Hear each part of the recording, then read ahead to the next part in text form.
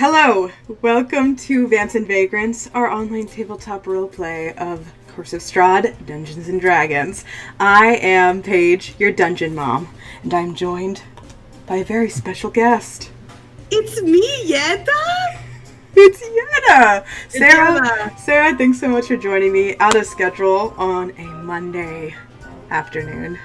Mm-hmm. We are here due to recent events. The party, the Revengers, has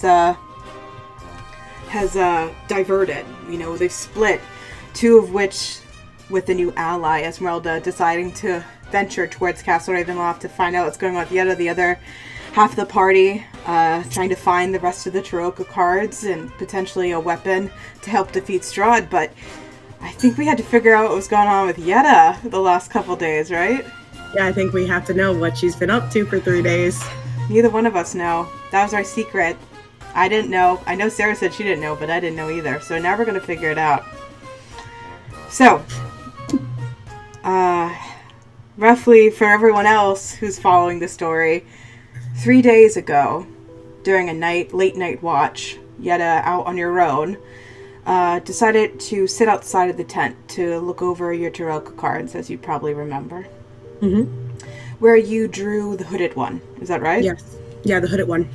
The hooded one, which prophesized an arrival of some sort, and promptly there was none other than Strahd himself on the back of a flaming flying horse.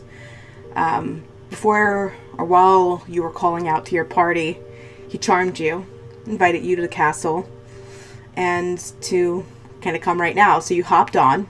Yeah. And your last memories, so many weeks ago, was lifting off into the air, flying out into the foggy night sky, and a swarm of ravens trying to come at you. And before they could reach Strahd, you saw them fly right through him. Yeah. And you seemed to be carried off into the night sky. Yeah. We're picking up right there. Wow. Yeah. So, the blur between whatever it was, minutes, hours, you know it's been the same day because it's still dark, but your eyes kind of blink and you're still under this shock, this charming effect. Mm-hmm. On the back of the horse, with Strahd in front of you. As you've traveled, you've noticed that the storm around you, underneath of you, is starting to grow. You hear the rumbling of thunder in the distance begin to approach you closer. And as it does, you can feel the horse, Bolpheus, underneath of you begin to descend slightly. And as you kind of grasped, feeling that force kind of descend faster, you blink, and one moment you're in the clouds or the fog, you're not sure which, and then the next second you can see you are no more than 100 feet off the ground, and in front of you is none other than the Castle Ravenloft. I do have a very fancy picture. Cool. Let's see. I have it in Roll20. I'm there. So it's not going to be in a folder. It's just going to be it's not going to have any grouping. Okay. But you should be able to see it now. Do you see it? It's called Castle Ravenloft. Yeah. Ooh. Lightning. Animation. Isn't that cool? It's awesome. Shout out. Is that there forever? That can be there. It'll just keep repeating. I had the plan. I might still have the plan in post, but I had the plan to have thundering music in the background and very atmospheric. Of course, this is from a ground perspective. This is a shout out to an artist named James RPG Art on Instagram. I wouldn't direct my party to his whole Instagram because he does a lot of Curse of Strahd animated depictions, and a lot of them are places you guys haven't been to yet, so I don't want to ruin the surprise, but I've collected all of them, so as we continue to travel I'll probably share some more. Cool. Okay, so within a few moments, Shit. I know. Within a few moments, Strahd and the horse fly over top of what looks to be like 100-foot stone wall that surrounds the castle. Okay. and land inside what is a courtyard. Strahd quickly dismounts off the horse and reaches up to help you down. I'll put my hands out to him. Mm-hmm. And kind of in a daze, drop down, I'm guessing. Yeah, he'll promptly set you down on the ground, and without much more of a wave of his hand backwards, he turns and begins walking towards the main door. I will follow and kind of gaze slightly around as I'm following him. Mm-hmm. Okay. Let's Crazy see. man. I know. I believe I'm gonna close that for now. So we are going to, is that right? Yes. I believe here. If you're following roll 20, your view would have just changed. It did. Okay. Sorry, Wow. you're seeing a lot because I tried to just keep it all lit with doing minimal work for me. Cool. So, you should still be able to move Yedda. Let me know if you can't. It doesn't move with arrow keys just because this isn't set to a grid, actually. But I cannot move her. Okay, thank you. I don't think it'll matter too much, but just in case. Yeah. No, totally. Let's see. Why isn't that opening up?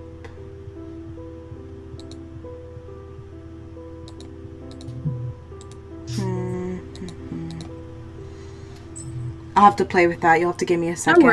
No worries. Yeah, it's not. In worst case scenario, I can tell you where I'd put her, like by just holding and clicking.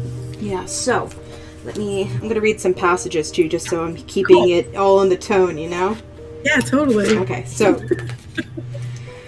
when you first dismount off the horse and you look around, Strahd's figure approaching the main gates in front of you, you can see the lightning routinely lights the sky, followed by peals of thunder that make the castle seem to shudder underneath your feet. Mm-hmm. Thick, cold fog swirls in this courtyard. Sporadic flashes of lightning lance the weeping clouds overhead as thunder shakes the ground. Through the drizzle, you see torch flames fluttering on each side of the keep's main open doors. Warm light spills out of the entrance, flooding the courtyard.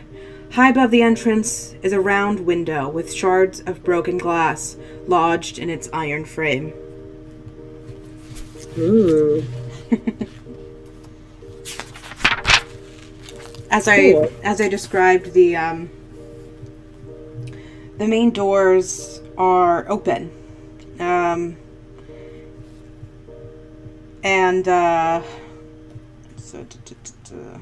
yes, the ornate outer doors of the castle hang open, flanked by fluttering torches and iron sconces. 20 feet inside the castle seems to be a second set of closed doors.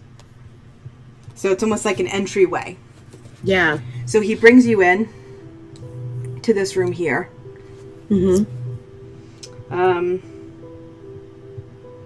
And Wow. Yeah, I know, crazy, right? It's crazy.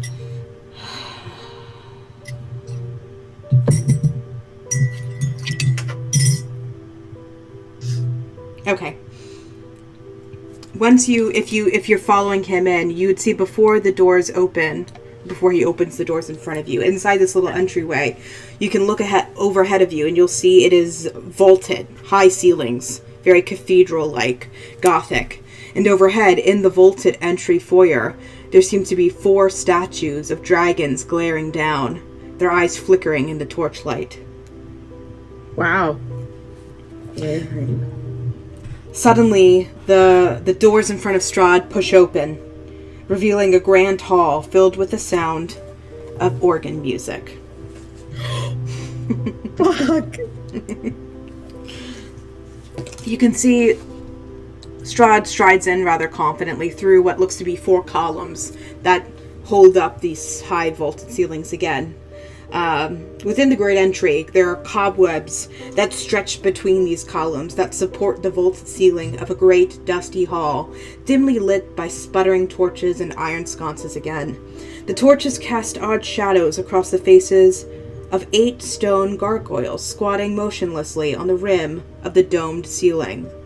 Cracked and faded ceiling, frescoes are covered by decay. Wow.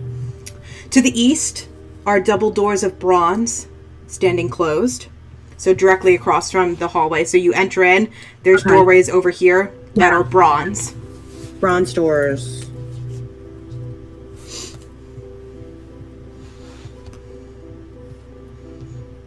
Cool. I would just wait for him to point me in a direction or tell me what to do. Yeah, perfect. So far he hasn't uttered a word to you. Ooh, Yeah. Squeaky squeak. To the north, in this entryway, is a wide staircase that seems to lead into darkness above. Okay. And there's a lit hallway to the south that seems to contain another set of brass doors right here, Okay. through which you can hear sad organ tones. Great. Love it. All right. That would definitely catch Yedda's ear, the music. Absolutely. And as you kind of peer, you kind of walk just slightly and past the column so you can peek down, and your eyes kind of glaze down this hallway, and they find those double doors there. Okay. You can isolate that the sound is definitely coming from that room. Okay.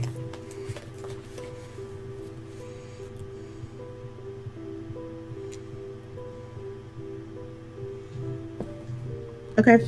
I know he's already there, but it's only because I didn't know how quickly I would move, which is at this rate very slowly.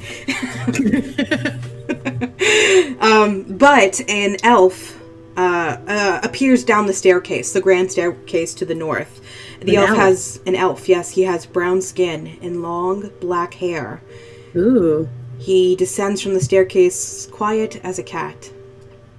He wears a gray cloak over black studded leather armor and has a polished scimitar hanging from his belt. Master, I wasn't expecting you. You'll see the Strahd will walk towards him, where this man stands at the foot of the staircase. Yeah. He'll approach him. I'll wander behind. Yeah, okay. Kind of following his pathway. Totally. Rahadin, we have a guest. Please put her in the guest room. Rahadin will nod, and as Strahd seems to turn almost to face you again, and you're not quite sure what he's going to say. I don't. I'll wait. I don't know what he's going to say. I have no idea. You'll see him look down at you and smile. We'll talk in the morning. For now, follow his instructions. He'll keep you safe. Don't wander. And you'll see him turn and return back through the doors he came in. And leave. Yeah, the doors will open. And without him even touching the doors as he begins to exit towards the open main doors, the doors will suddenly shut behind him, almost as if a gust of wind keeps them closed. And you'll see him disappear as he's entering or exiting out of the main hall. Wow. Okay. So he's gone. Yeah, he just walked away. Wow. Okay. Fuck. Do I suddenly feel like a slight lessening of that charm, or Those at a distance? Those instructions kind of sit on your brain for a second as you look this guy up and down. You're not really sure what to make of him yet. Yeah. He definitely seems, so far from here, he seems kind of creepy. Is he? Can I tell if he's living? Yeah, I mean, from here he looks, I mean, he's got dark skin. He doesn't seem to, he's not pale like Strahd is, or like the other vampire spawn you've encountered, so that's a good sign. And you can't help but feel as those double doors kind of close, there's a sinking feeling, but also not like a heaviness on you as much. Okay. Like as you were asking in regards to that charming spell, without Strahd's direct presence here, it seems to have less of an effect on you currently. Okay. He said, don't wander and follow his directions. Okay. Yeah, he said, follow his instructions. Rahadin. He'll keep you safe. Don't wander. And then he left. Okay, cool. I would turn to him expectantly, waiting for a direction. He'll kind of sigh and eye you up and down. Follow me. He'll walk past you, heading this way. Okay. I will follow him. As he gets to the end of the hallway, you'll see him turn to his left, heading down a hallway that you didn't quite see into. Oh.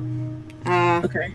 And as you follow him, you can see that as you approach, the music stopped for a moment when the doors first closed. As Strahd slammed them, or Strahd, whatever, gust of wind slammed them shut. And after a moment, you would hear that as you're beginning to walk up these stairs again, the organ music has returned. Okay. Interesting. You begin to walk up a spiraling staircase.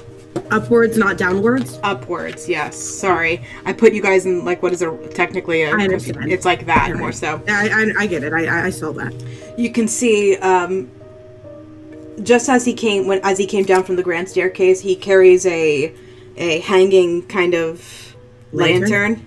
Yeah. Lighting the path, and it seems as he begins to descend up these staircases, they also, though there is occasional iron sconces that are lit, you can see the light kind of keeps you lit around. The light kind of holds you all into a kind of sphere as you ascend. Excuse me. Am I okay to talk to him as we walk up these steps? Absolutely. I would say, are you a vampire? No, I'm not. Insight check? Can I do that? Yeah, you can roll an insight check. I really want to know if he's a vampire. It's only a 9, so...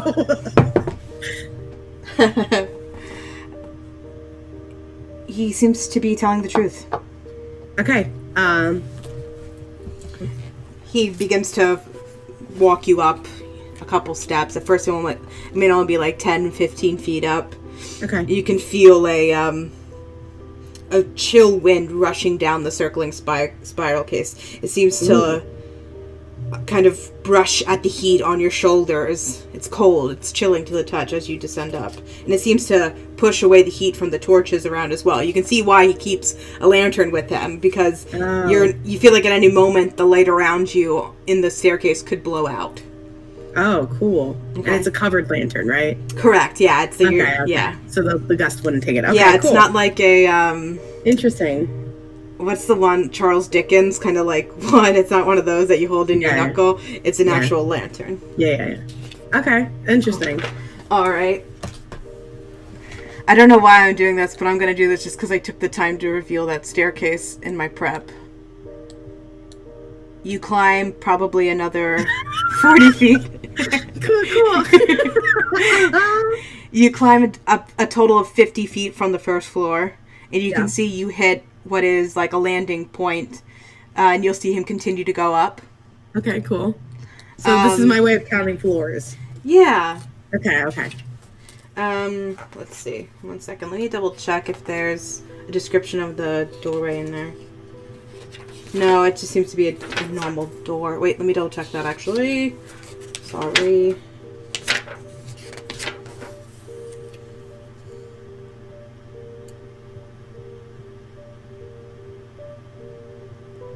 Oh, but not the time. Mom's dealing with Strahd, okay? Not the time. That's a great name for this elf, Rahadin. Oh, yeah? It's cool. Did you come up with it, or is it canon? No, it's canon. Oh. Rahadin is a very cool character within several decades span of the module. Cool. Good work, Wizards of the Coast. You'll see him continue probably another 40 feet now. Okay. And you'll see him get to another landing. Let me just double check. 40 feet between the first and the second floor? It's 50 feet between the first and the second floor. Another 40 feet between the second. Now you're technically on the third floor. Wow. Okay. Let me just double check. I like to see if there's, because sometimes these doors have, yes, and I'm happy I did. When you get to this landing, let me double check. That's crazy. How much? And you said only 15 feet between ground and first? Huh?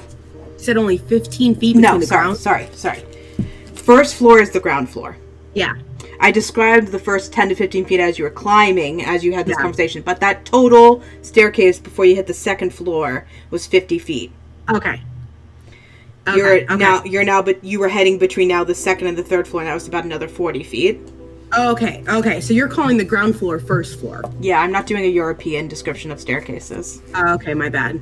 Sue me. No, I'm not suing you. Okay, let's see. Actually, never mind. The door is another wooden door. I wanted to double check.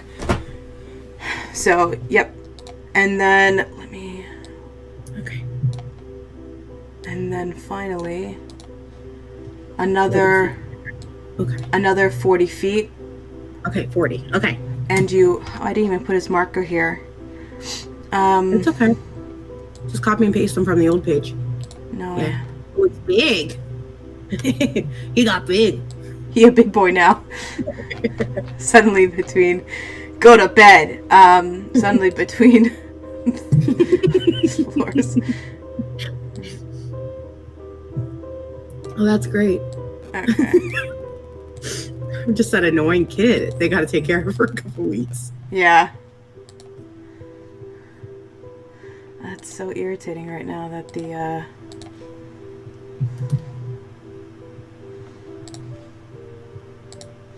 I don't know. What are you trying to do? Roll20 is freaking out on me. I'm trying to just change your token. Not that it matters. I know it doesn't matter, but I was just trying again to see if it let me fix you. It's not even opening up the prompt to tell me how I can let tokens be controlled by certain players. It's fine. I can help you. You double click it. Yeah, no, I know. Okay. It's just not loading. Okay. Worst case scenario, you can keep moving or I'm not. Oh, it's actually going now, I think. Yay. Try now for me. Nope. You sure? Do you have your select tool? I do have my select tool. Which user did you put in the box? Well, it's from your character sheet, so it's no matter what change, I don't change it when you change your name. So it represents Yedda Ţigan, that's right. If you click on her twice, and there will be a box that says controlled by. And it's Yedda Ţigan. It's controlled by the character sheet, not by who. And then when you go to the actual character sheet, that's how it can be edited and controlled. Let me just double check. Gonna remove that. Gonna do this. Gonna save. Try now for me. Nope. Yeah, I'm gonna chalk it up too, cause now it's saved like that. Internet, yeah, it's saved like that, so I know it's right. Okay. Not the end of the world. It's really not. I'm sorry why I'm making such a big deal about it. The little things you can control, I guess. Yeah. So you can see he brings you to. Okay. You come to a dark landing, 10 feet wide and 20 feet long. A cold draft of wind rushes down the spiral staircase to the north, which is this, as you approach, it's going to be this staircase. Yeah. That's where the cold wind's coming from. Okay. And it whistles mournfully through the room before streaming down the stairs to the south, which is the ones you've just ascended from. Okay. An ornate square rug covers the floor to the south. Set into the west wall is an iron-bound wooden door with a wooden trapdoor set into the floor in front of it. Whoa. Right here. Okay. Hanging on the north wall above the trapdoor is a framed portrait of a handsome, well-dressed man with a serene yet penetrating gaze. I recognize the face. We'll just do a perception check. Okay. It is an 18. Yeah, okay. The portrait on the wall depicts Strahd von Zarevik before he became a vampire. And you note as Rahadin brings you to this... Ooh, yeah, I had him selected. Brings you to this hallway, and as you approach, you see him turning towards the door I described. As you approach the portrait, you make note that even in life, Strahd was pale. The eyes of the portrait seem to watch and follow you as you follow Rahadin to the door. Okay. You have a few moments as you can see Rahadin brings out a ring of keys, unlocks the door, and opens it. Here's the guest hall. You have a lounge as well as a bedroom that you are welcome to stay in. Am I allowed to leave at any time, or do you call for me, or? I will call for you in the morning. I wouldn't recommend exploring. It's dangerous at night.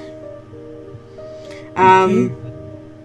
And being this close to him, now that you can see like the sound of the cold, chilling wind blowing past you and down the hallway further, now that you're standing this close to him, it's unusual, but looking into his eyes, it's almost like you can hear the screaming of hundreds of thousands of people crying out in pain as you look at him and he's talking to you. It's quiet, but you're always kind of aware of it being this close to him. It's always a screaming noise. Yeah, it sounds like the screaming. Yeah, it just sounds like people crying out in pain. Men, Do you hear that? women, children.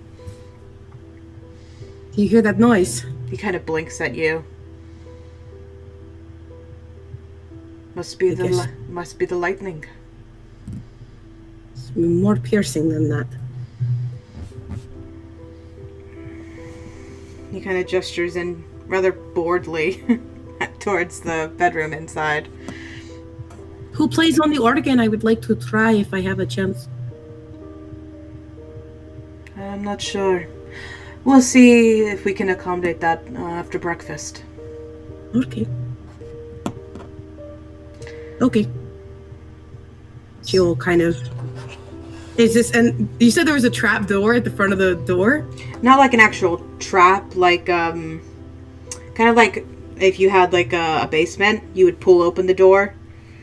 Or like a attic door, that kind of trap door. Okay, I'll just do it. Is that safe for me to walk on right there? It's safe, just don't open it. Ever? Wouldn't recommend it, no. Okay, thank you for your time, Rahatin.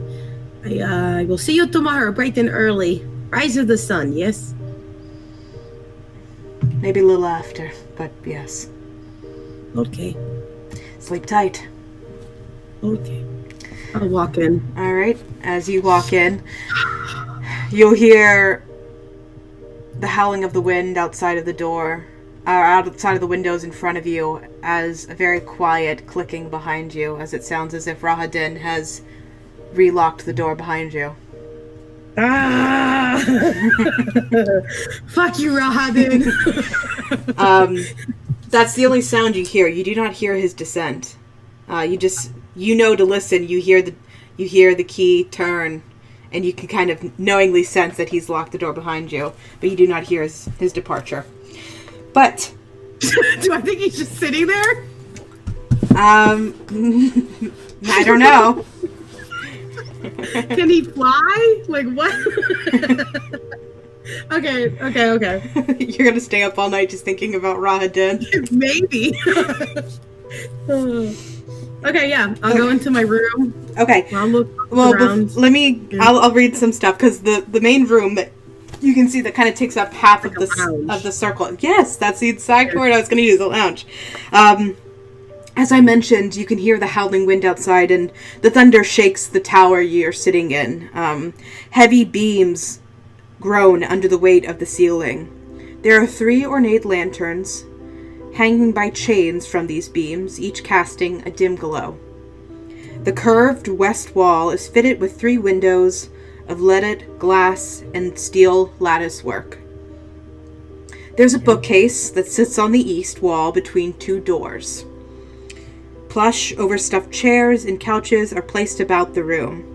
The fabric has faded with age, and the patterns it depicts are nearly gone. Lounging... Oh, sorry. Nope, I've changed that scenario. Ignore that statement. There is one couch that is elegant, but worn and faded in the corner, next to one of the other doors I described. I would check the windows to see if they can open. Yes, they can open. Fully? Yes, they can open fully. Oh, shit. Motherfucker knows I can't fly. I'll open one of them. Okay, and you can see that they lock from the inside, like a normal window. Okay. what view do I have? Do I have the cliffside view, like down to the village of Barovia, or do I have the entrance view? Let me give you like a little peek on what you see. Actually, Oh, cool. I think I could be able to reveal a good amount, so you can get an idea of like, looking out that window. Yeah. Okay, hold on. Crazy. I know. Absolutely crazy. This is the same night. Yeah. This is before everyone's woken up. This is before, oh my god. Crazy. Can you see that? It's like the rooftop of... Yeah, the you can first see. floor. Yeah, it's like the rooftop of the first section of the keep, and you can see as you look out the cobble step or the cobble patterned latticework roof, and the rain pouring down off to the shingles. And you can see as the light illuminates the darkness outside, there seem to be gargoyles that sit on top of accent points on the roof. I don't want to that. Looking out beyond it, you can see, looking straight out in this direction, is looking back out to the main courtyard you entered in through. So you wouldn't see as much of the courtyard, but you'd see what are the walls that kind of hit just below window level, probably to you. But you can see that there's just walls beyond that.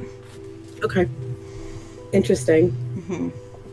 But also from here, looking down at like when the lightning illuminates the rooftop below you, it's probably only a couple dozen foot drop. It's not like to get to the roof below, it's not like impossible. It's definitely a descent slightly.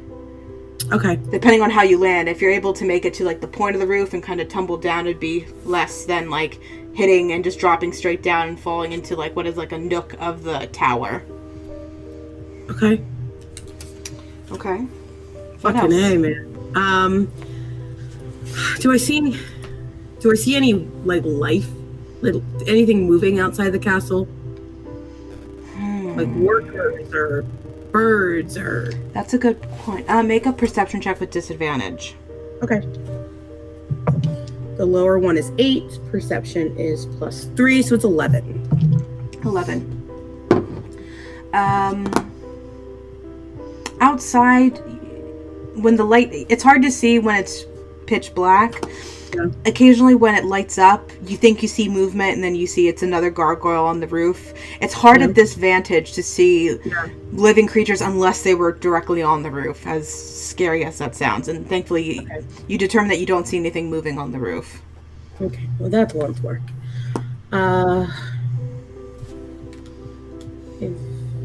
Yeah, I think at this point I would just kind of... Yeah, I really don't see any way for her to break those commands and still do anything. So I think she would just kind of stay in her room. I don't think she would sleep the first night. Let me see. Let me read the actual guest room bedroom just in case to see if just there's anything. Yeah, I really don't think anything will change my thought. Yeah, I mean, there's a bookshelf in this lounge room as you kind of make your way over to the doors that are technically south next to the couch. Yeah. You would see this leads to a guest room with a large bed sitting in the center of the room, as you've already seen. It's 4 corner posts supporting a black canopy trimmed with gold tassels. Okay. Several comfortable divans are placed around the room. There is a branded door in the west wall and a smaller unbanded door in the east wall. So what they're describing is this is the east wall that's like not a big, an unbanded door, and then this door. Okay. I'm guessing this is like a bathroom. It's actually a closet. Oh, okay. And when you peek in, you can see it's just a small wood-paneled room reeking of mildew and has a 10-foot high ceiling. Okay. Iron hooks line the walls, and what looks to be a dusty black cloak, hangs from one hook in the center of the south wall. A cloak? Yeah. I'll take the cloak. The cloak seems to be ordinary, yeah. Okay, I'll just put it in my, I don't have a bag! You don't, no. Oh, shit! Yeah. So wait, in terms of like... What stuff do you have? Yeah, what stuff do I have? I don't have any in my pack. Read out your inventory to me. What's that? Didn't we determine that you had grabbed a few, like you moved a couple things off onto your actual belt? I mean, I would assume I still have my weapons, maybe? Yes, you do have your weapons. I wouldn't have anything in my adventurer's pack. I don't think I'd have my disguise kit. No. Do I have an instrument, do you think? Yeah, I think we determined, like, when it happened, if anything were to happen to Yedda and we needed to describe what was left behind is you had grabbed 2 of your wooden stakes that you had created and put them on your belt. And you would have done that after Sasha had attacked, just, like, out of suspiciousness. Yeah. So you have one of your poorly made stakes and what seems to be, like, a normal-looking stake. Okay. You would have... What instruments did you have in your inventory? A viol, a drum, and a... something else, which probably means it doesn't matter. So we'll just go with viol and drum. Viol's really her main instrument. Yeah, well, you can have the viol on you if you'd like. Okay, cool. Drum stayed, the other instrument stayed. I don't have my puppet. I don't have my cage. I don't have my pack. Cage. But didn't you put the cage on your belt? On your side? We could. I had it on my side, but sometimes we described it on the back of her pack and other times on her side. I've always pictured it on her. So if you want to keep that, that's fine. Cool, yeah. I mean, there's nothing in it. So, it's empty, yeah. Yeah, it's just a metaphor, I guess, at this point. Yeah, otherwise, I don't think I'd have the holy water. I think I described leaving that in my pack. Yes, you did. I don't have my cultist mask. I think my bonded ring. Yes, you do. But it has no effect without them in eyesight. I don't have my bedroll. I don't have my backpack. No candles. None of my costumes. So yeah, I think it's just my basic weapons, my cage, 2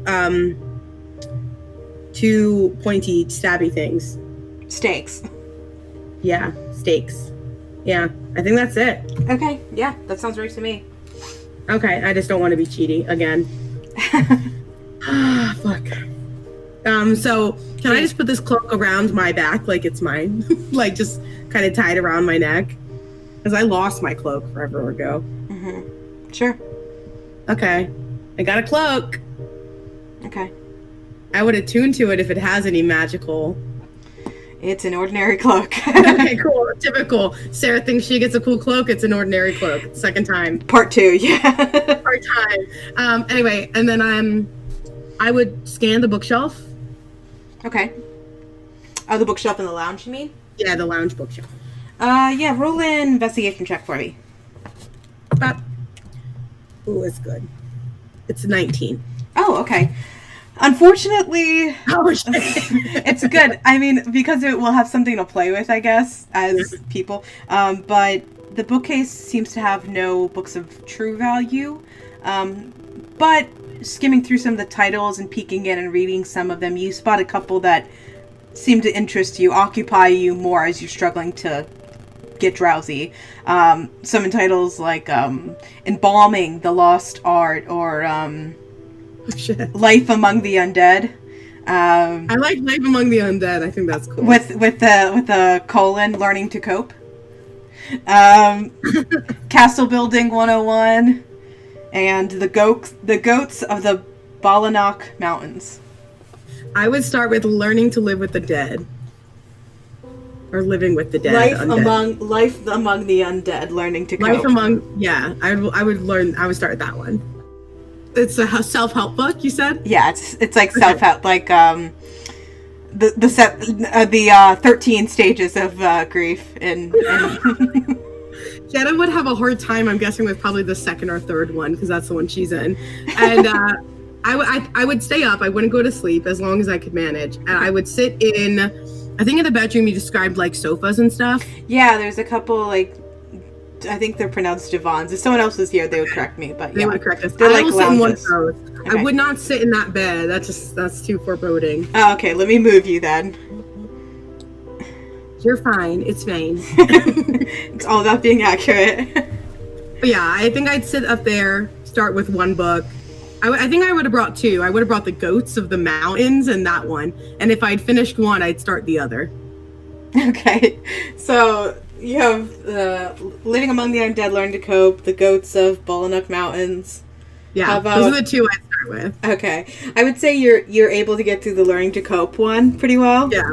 And though a little on the morose side of coping, You feel like it seemed, reading through that and reading so many in-case examples, you seem to find some calm to it that you were anticipating. Oh, cool. So you're like, you feel a little bit more relaxed in your own situation reading that if, like, that other people can kind of deal with to some extent, much more hardship. Learn to live alongside the undead. Yeah. The goats of Bolinock Mountains, though, I gotta tell you, it's kind of a snoozer. Oh, shit. I actually need you to make a constitution check just to make sure you don't doze off from pure boredom. Oh shit, Yedda would too. It's very boring. Constitution save? Nope, just a regular check. That's gonna be a 9. Oh, okay. I made it a 10, so. The Yedda dozes off. It's not, I wouldn't say you fall asleep. It's definitely one of those, like, where the book kind of starts to sit on you and your eyes start to flutter a little bit, and then you kind of regain and you kind of look up. But there's a couple moments as you look out the window in the bedroom and notice that though it's still raining and that gradual shift from night to early morning is subtle, you've lost a couple hours in that time beyond just the book reading. Yeah, you're just like, whoa, how long has it been? Do I still feel the charm? Definitely. Yeah, there's still a charm. It's effective for a pretty long time, so it's not going to be like wearing off in 24 hours kind of thing. Oh shit. Okay. But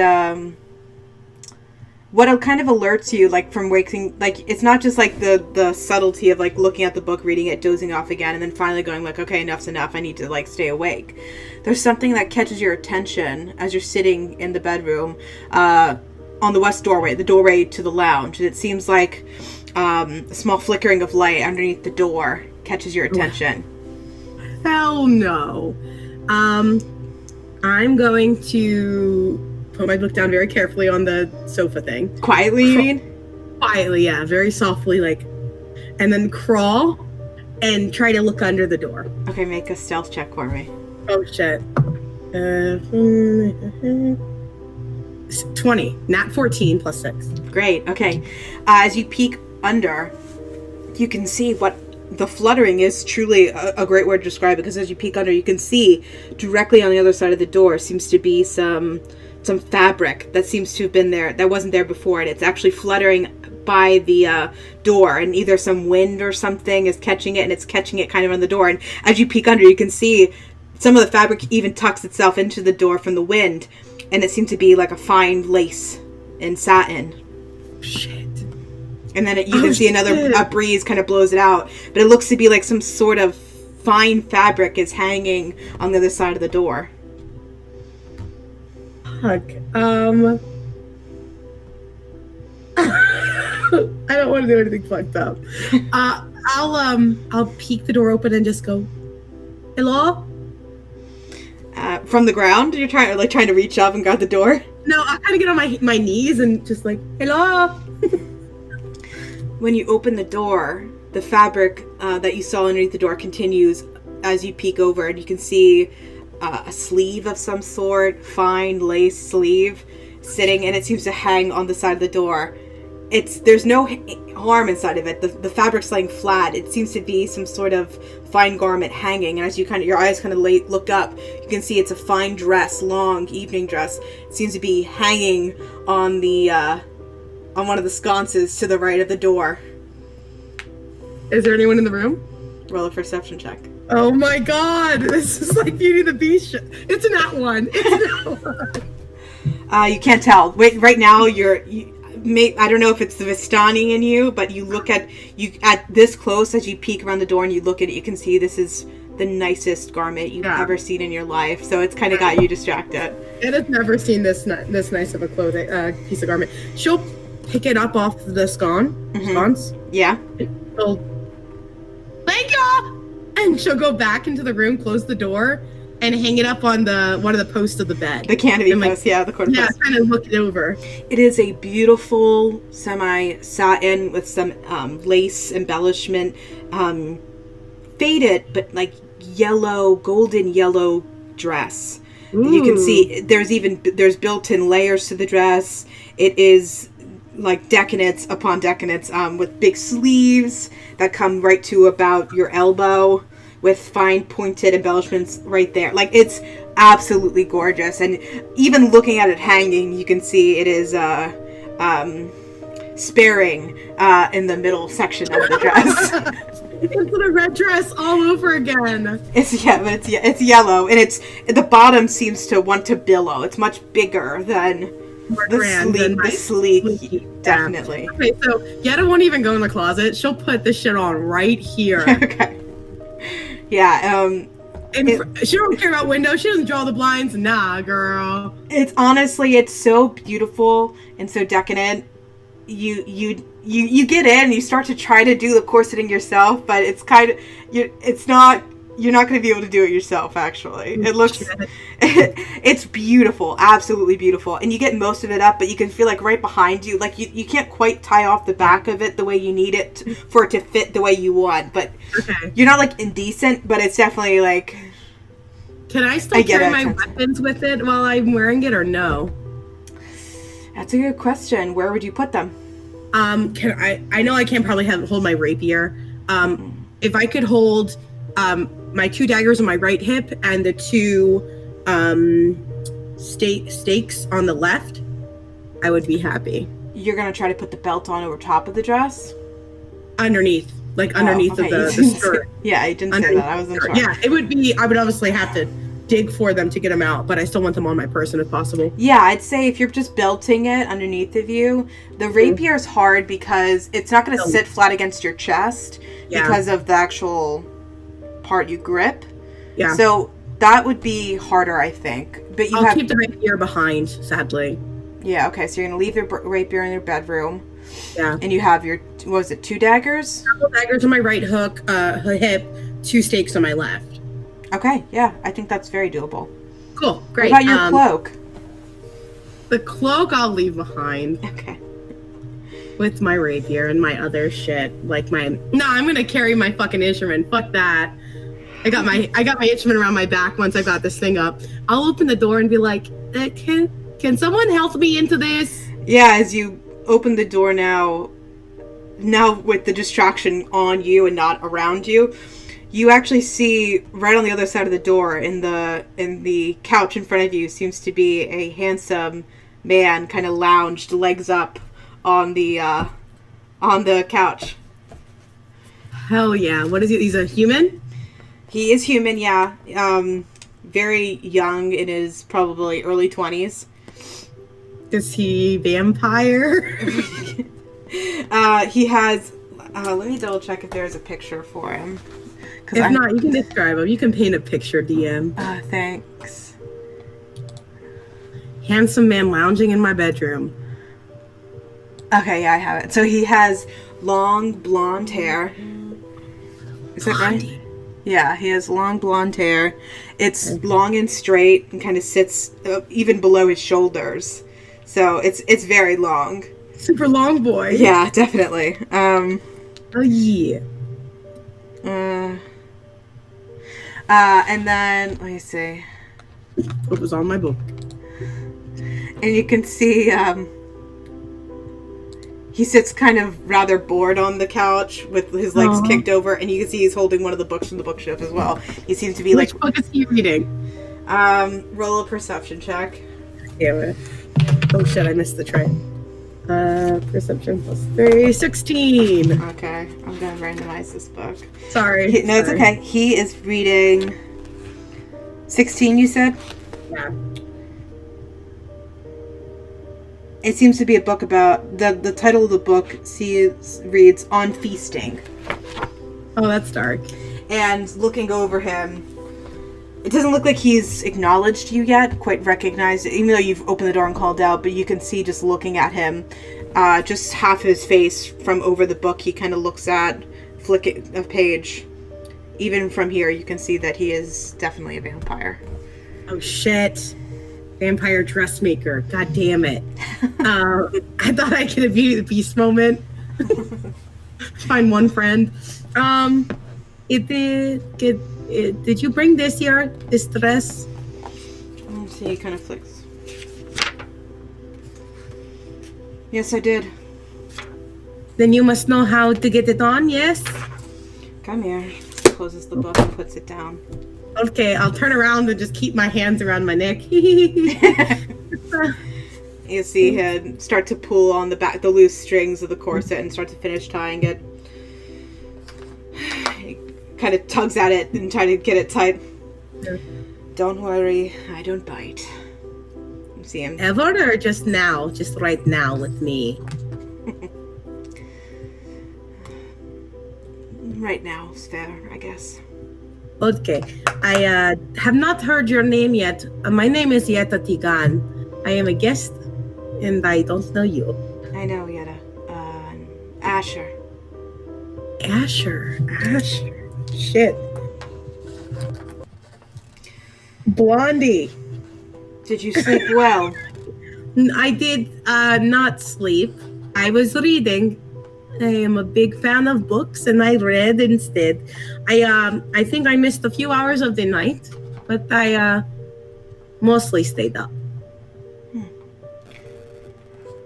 Did you sleep? Did you sleep well?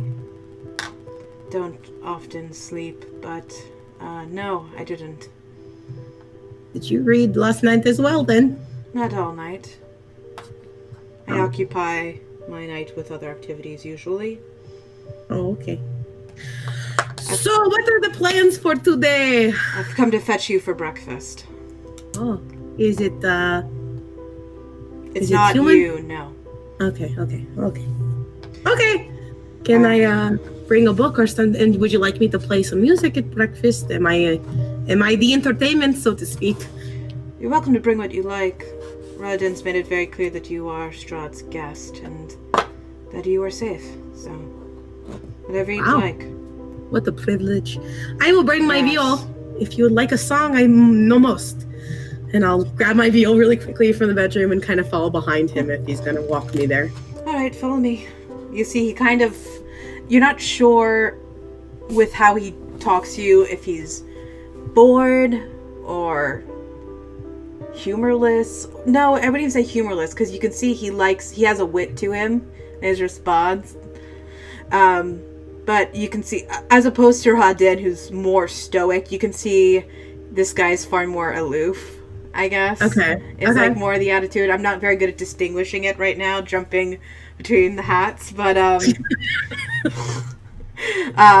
Sure. he is again a gorgeous looking guy. I mean, Vampire does him good because that youthfulness he had in life is just static. It's frozen on his face, and he is like a gorgeous guy.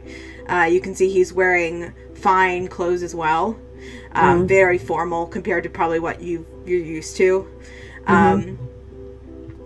And you can see he begins to lead you a similar way you came up from those spiral staircases. As we walk, I'd say, so Asher, what brings you to this lovely castle?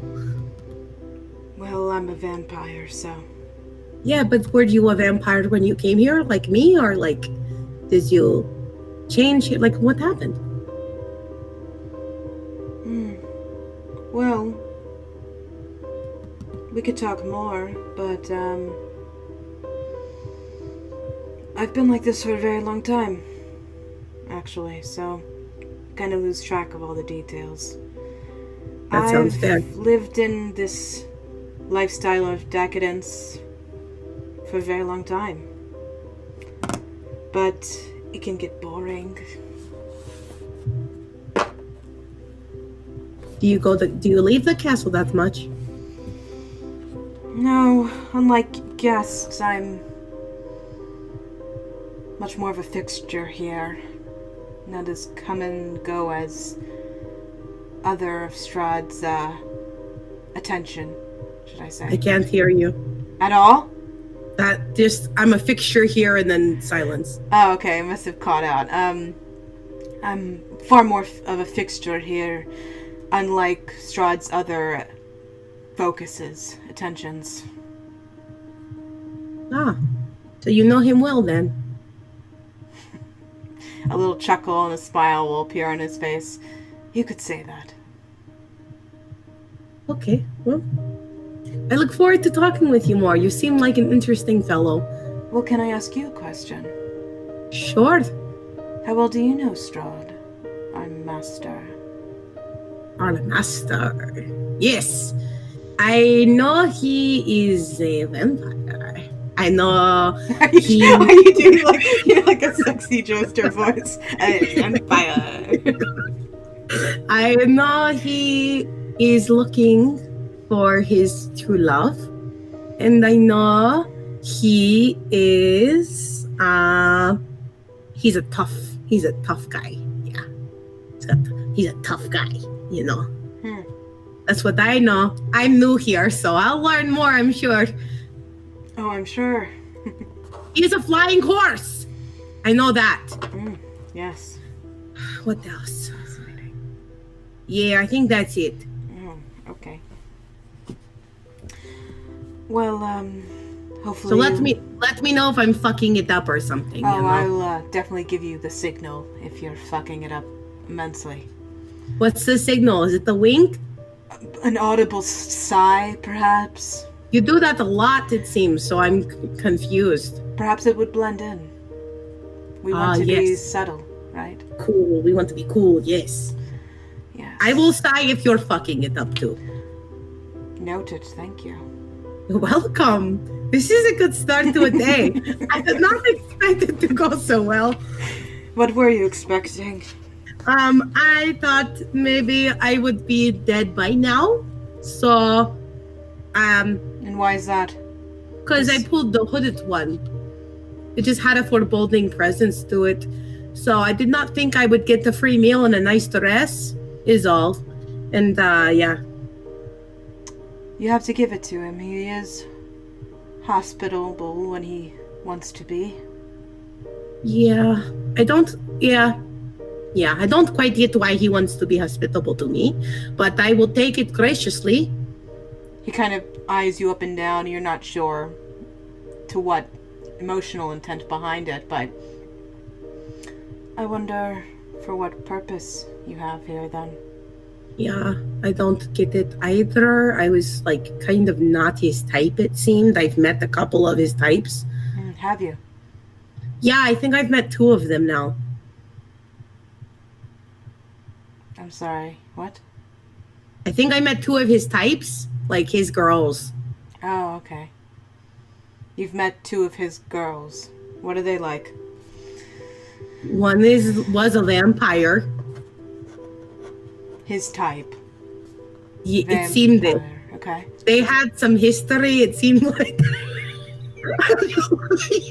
Dude, all of a sudden. Oh shit. She seemed like a crazy ex, you know what I mean? Like, still a little too attached. Her name was, I think, Sasha. Okay. You know Sasha. Yes, I've heard of Sasha. Was I right? Was it his ex? She is an ex, yes. It is? I think it is was now. Interesting. And then there was more. I don't remember much about that fight, to be 100 with you. I think she turned into a bat and then she was killed that way, but I don't know if that's permanent for you guys. But then we know there's this other girl that Strahd's been after for a while now. What's she like? She's not vampire. And she she's tough as hell, man. She's my friend Hugo does not like her, but she's a fiery person. I like that about her. She pretty. Oh God, yes, she's beautiful. So was Sasha, like both beautiful girls. She has auburn hair. Yeah, she's a girl. You'll see, like, as he's continuing to walk down the stairs, you've just seen this other, with you saying that, he'll turn to you. He'll face you directly, as opposed to just kind of looking over his shoulder to talk to you as you follow him down the stairs. But when you describe the 2 women, you'll see him turn to you and go, "Do you think I'm pretty?" Oh, yes, very pretty. You are probably the prettiest person I've ever seen, which makes me kind of ramble and not hold my words. You're just saying that. He'll kind of like look back over his shoulder and continue to walk back down. I'm really not just saying it. I see a lot of Vistani people, and we have a strong sense of features that is hard to ignore. So when I see pretty, I know pretty. It's.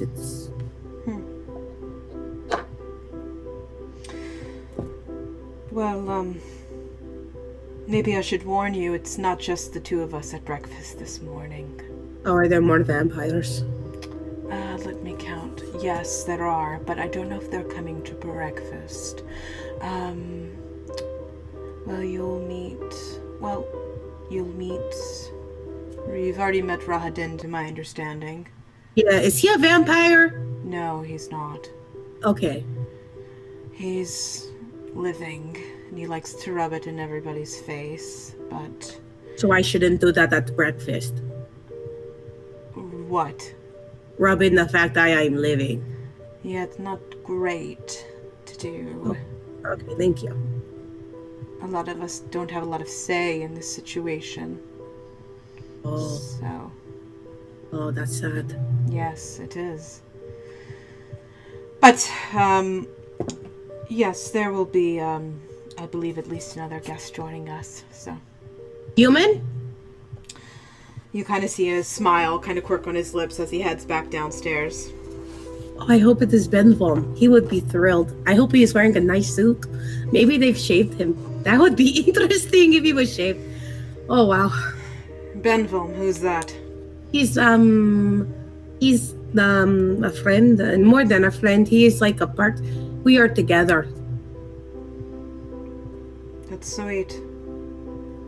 Yeah, it is. I wish he were here. How long have you been together?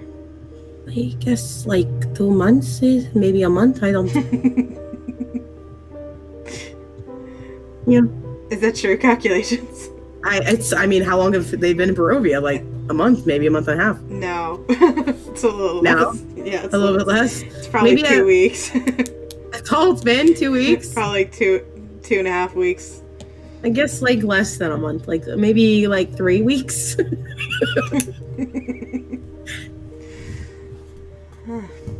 Humans, the living, I should say, are fickle. I miss that.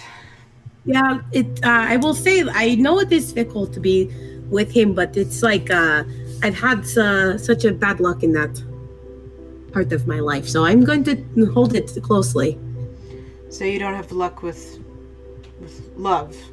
No, not at all. At all, never, no. Perhaps we're more alike than I thought. Oh. See, that doesn't quite make sense, because you are like, oh, sexy vampire, and I'm just Yedda. You know? Vistani girl. Limited options, I imagine. Yeah, you run into you get the small pool of ugly cousins, and you're like, what the fuck do I do? Sorry.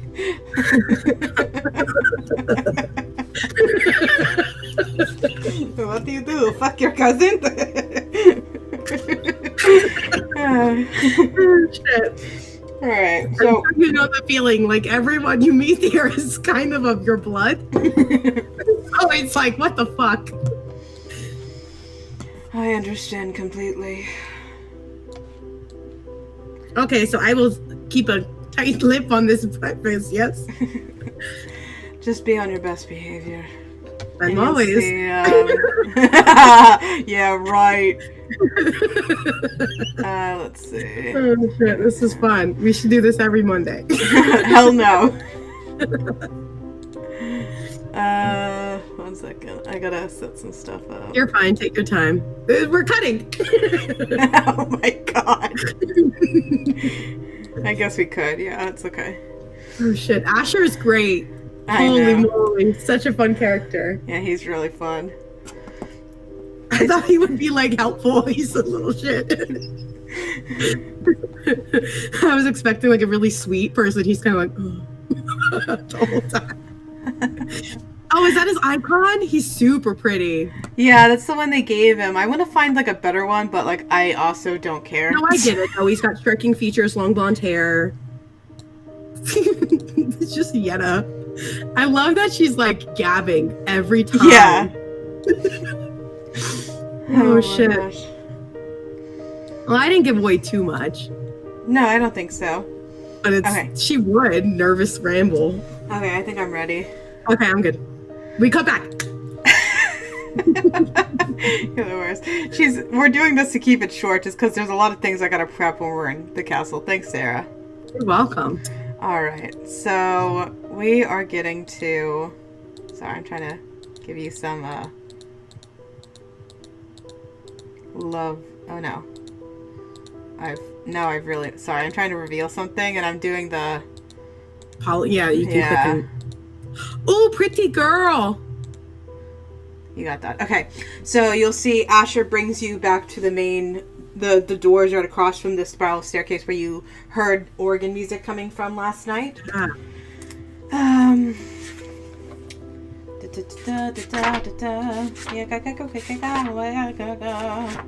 She's so pretty. Oh. Let's see. I will get to what I'm looking for. Alright. 3 enormous crystal chandeliers brilliantly illuminate this magnificent chamber. Pillars of stone stand against dull white marble walls, supporting the ceiling. In the center of the room, a long, heavy table is covered with a fine white satin cloth. The table is laden with many delectable foods: roasted beast based in a savory sauce, roots and herbs of every taste, and sweet fruits and vegetables. Places are set for you. A place is set for you, but you can see the whole table is set with fine, delicate china and silver. At each place is a crystal goblet filled with an amber liquid with a delicate, tantalizing fragrance. At the center of the far west wall, between floor to ceiling mirrors, stands a massive organ. Its pipes blare out a thunderous melody. Oh no, they're not anymore. That would have been if you'd done in a different scenario where you go as a group. There is no music coming. It's isolated. Okay. But you can see sitting at the table, right as the doors first open, and you can see Asher kind of stroll in casually. You'll see him...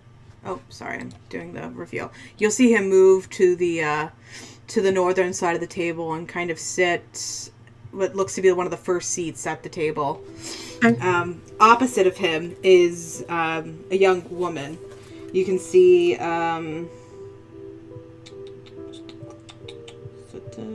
she's a young woman in a elaborate satin dress with a high collar and black and like a purple satin. Her hair is tied up into a neatly organized, ornate bun with like little wispy black curls on the other side of her ear. And she kind of has these big eyes, big doe eyes, and a big wide smile on her face. And she kind of has a light voice, kind of childish and high. And she always kind of, when you see her, as she begins to talk, if I don't maintain the character, it's always kind of this like, oh, kind of like sigh, like really light, happy voice. As you enter. Where would you like to sit? So far, and in the corner of the room, not sitting at the table, is Rahadin. I would look to Asher and just kind of like make a face like hoping he would point me in the right direction. He'll kind of look at you, sigh. Oh shit. And he'll say, sit wherever you like, Yedda. I will sit on the opposite, straight across from Asher, on this, I'm guessing the south side? Yeah. Mm-hmm. First chair on the south side.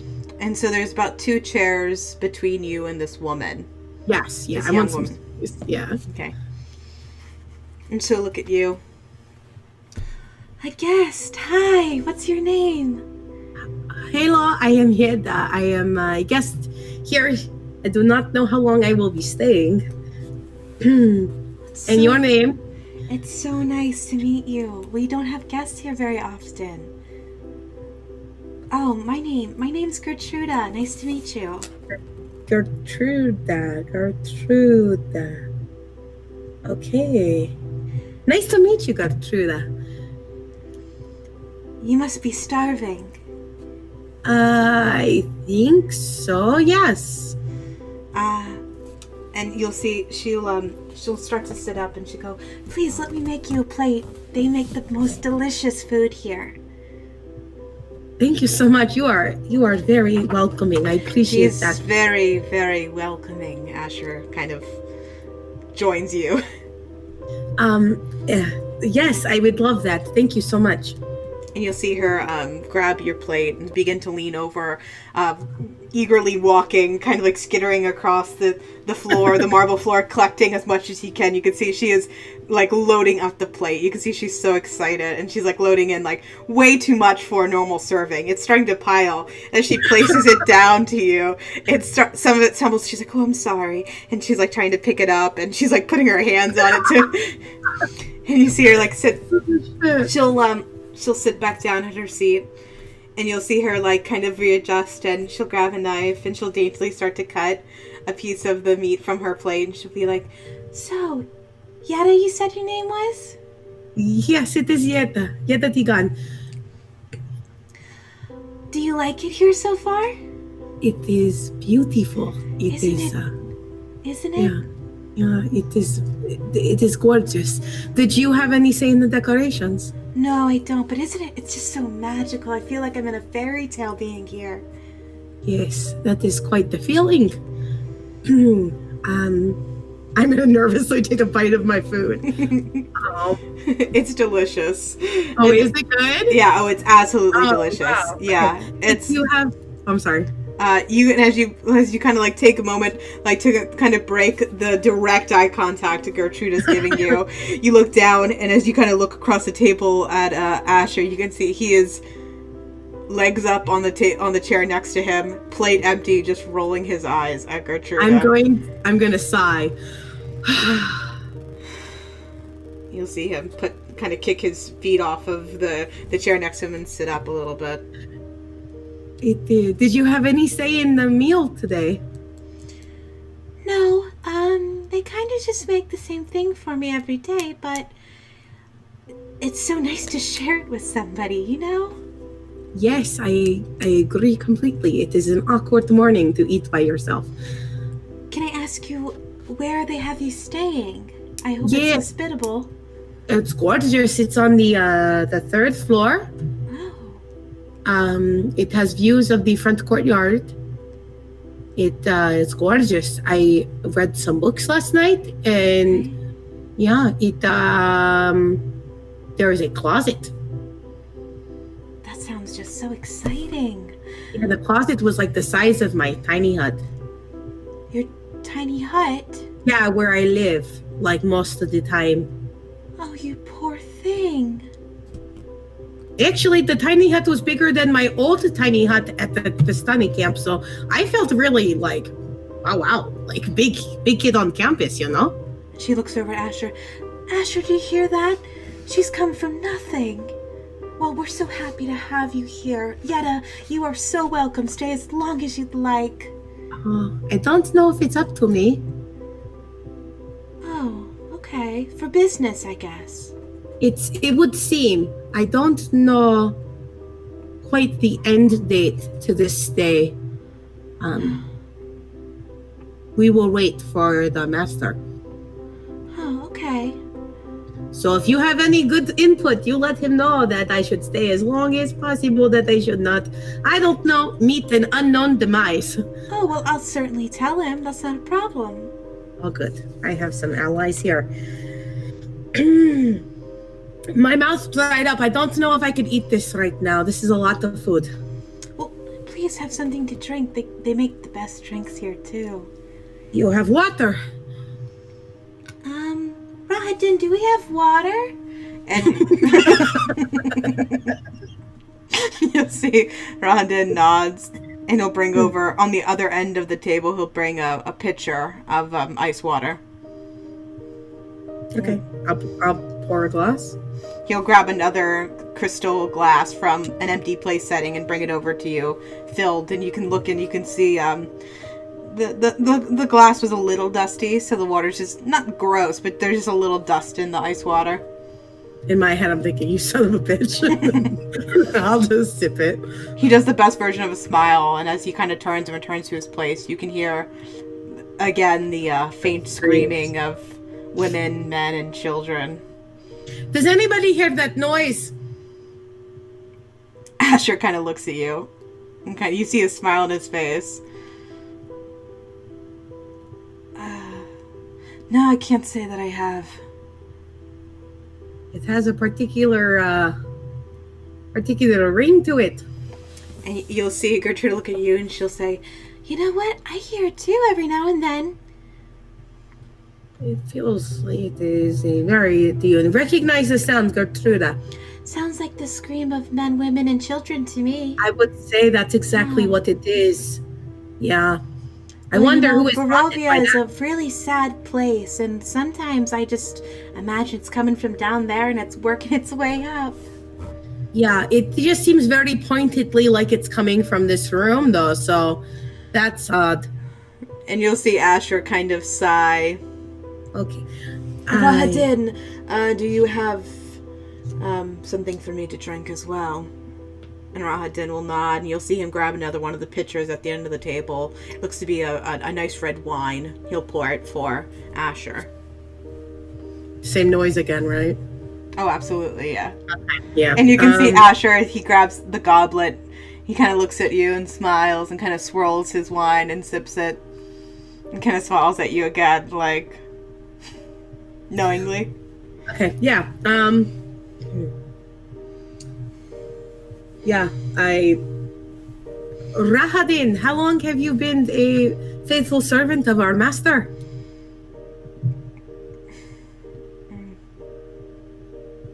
I don't have to tell you that. You don't, but if we are continuing conversation. I don't often conversate. Okay. You'll see, he looks like he has to, like, his jaw is almost clenched, and you can see the tension in his forehead as he... Do I get a sense if he's willingly here? That'd be hard to tell, but I'd say roll an insight check. Okay. 18, 13 plus 5. Yeah, you can definitely tell that he doesn't seem happy to be in this room right now. Okay. But the meaning behind all of that, you wouldn't be able to get that detail. But with that question, I think you phrased it well. Yeah, he definitely does not look like he willingly is in this room. Okay. Rahadin, am I keeping you from something? I don't want my presence to be a burden on any of you. Of course not. You're a guest of the master. Can I help you with something? Is there some task I could help with? I'm getting bored reading. I've never read so much in my life. The master will be with you shortly. Please just occupy yourself, but I've been handling the grounds here for a long time. I think I can handle that part of the day-to-day operations, thank you. No doubt you can. I just wanted to offer some assistance. You can assist the master when he's ready for you. Okay. At this point, I'll kind of sit with my head down. Kind of like a shit. Every once in a while, I'll take a bite of food. I really don't know if I'm that hungry. I feel like I'm a little nauseous, to be honest. Yeah, I mean, if that's the case, you'll have to eat a lot. You know what I mean? That's your choice. Yeah, I think I would just take a couple bites. I'm not suffering from exhaustion unless staying up caused it. No, I mean, a general rule of mind to keep, like a rule of thumb to keep in mind is that you need to, keep yourself fed and well hydrated just to survive as a human being. Yeah. But I'm not refusing to eat. I just am eating very little. Yeah. Okay. Okay. I think over a prolonged. If that was a prolonged decision to eat less and less over time, there would be some issue probably. But I just think day one, I'm just taking it. Yeah. Okay. The breakfast kind of goes by what feels like forever, honestly. And does anyone talk while I wait there? Oh, absolutely. Gertruda picks your brain about the most annoying topics imaginable, and for just condensation shapes, like we don't have to roleplay the whole thing. Yeah. Nothing else like triggers different events. Really, it's just you can tell Gertruda is very happy to have another guest who is willing to conversate with her. I'm assuming she's clearly a vampire, yeah?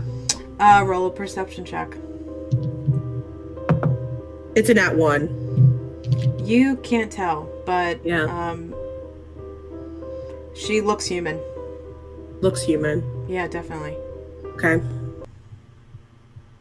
You can ask her. You can ask her. Yeah, sure. Gertruda, are you like me? What do you mean? Do you like reading as well? No, not very much.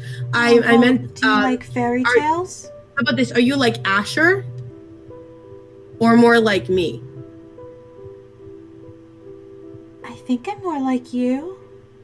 Oh, Asher, is she more like you or is she more like me? She's more like you. Okay, thank you. We have a lot in common, Gertruda. You think so? I think we're going to be the best of friends if you stay for a little bit. Yes, I think we will be friends. What do you like to do for fun? I like music. Really? Yes, I've studied music my life. What do you play? Lots. I play almost anything, but my favorite is viol. And what is that?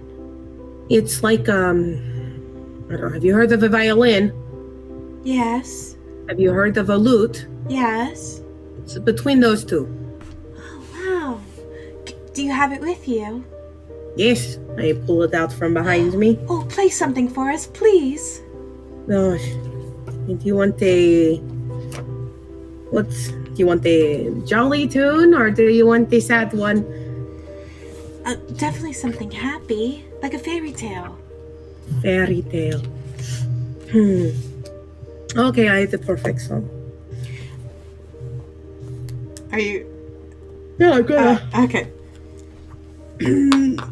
I'll finger pluck the notes as I play. Very soft tune. When I was a young boy, my father took me into the city to see a marching band. He said, son, when you grow up, will you be the savior of the broken, the beaten, and the damned? He said, will you defeat them, your demons, and all the non-believers to join the Black Parade? And you'll see her like kind of clap. Oh my gosh, you're beautiful at it. Wow. How long have you been playing? It is Vistani culture to learn at least one instrument by 4. Oh my gosh. That's amazing. Have you not met a Vistani? There used to be Vistani. Yes, I have. Did you not remember them as great musicians and storytellers? No, my mother never let me out very often, so I didn't get to meet a lot of people. Oh, okay. Well, yes, we are known for our stories. Oh, well, that's wonderful. There were 3 ladies who worked at a tavern by me who were Vistani. Oh, shit! Oh, shit! Oh, shit! I know who this is! Oh my god! It is not that crazy woman's daughter with the teddy bear. I was wondering how long it would take you. Oh my god, you literally had to paint a picture. What's her name? Gertruda, right? Wasn't that her name? Oh shit. Oh, that's amazing. She's still human. From what I think. Oh wow. That's crazy. Okay.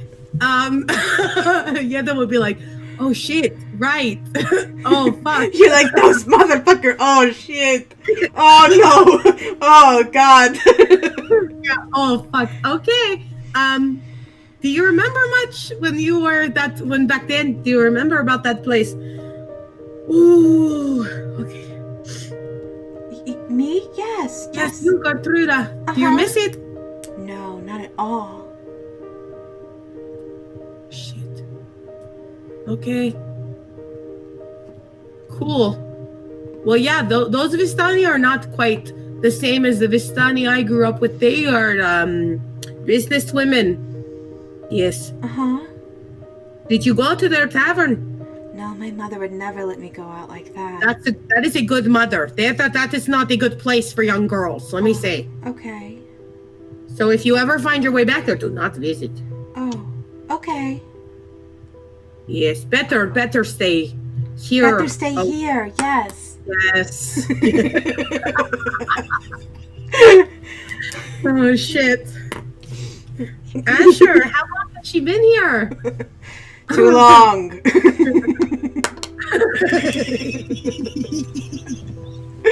Oh, shit. I don't know if Yedda wants to leave anymore.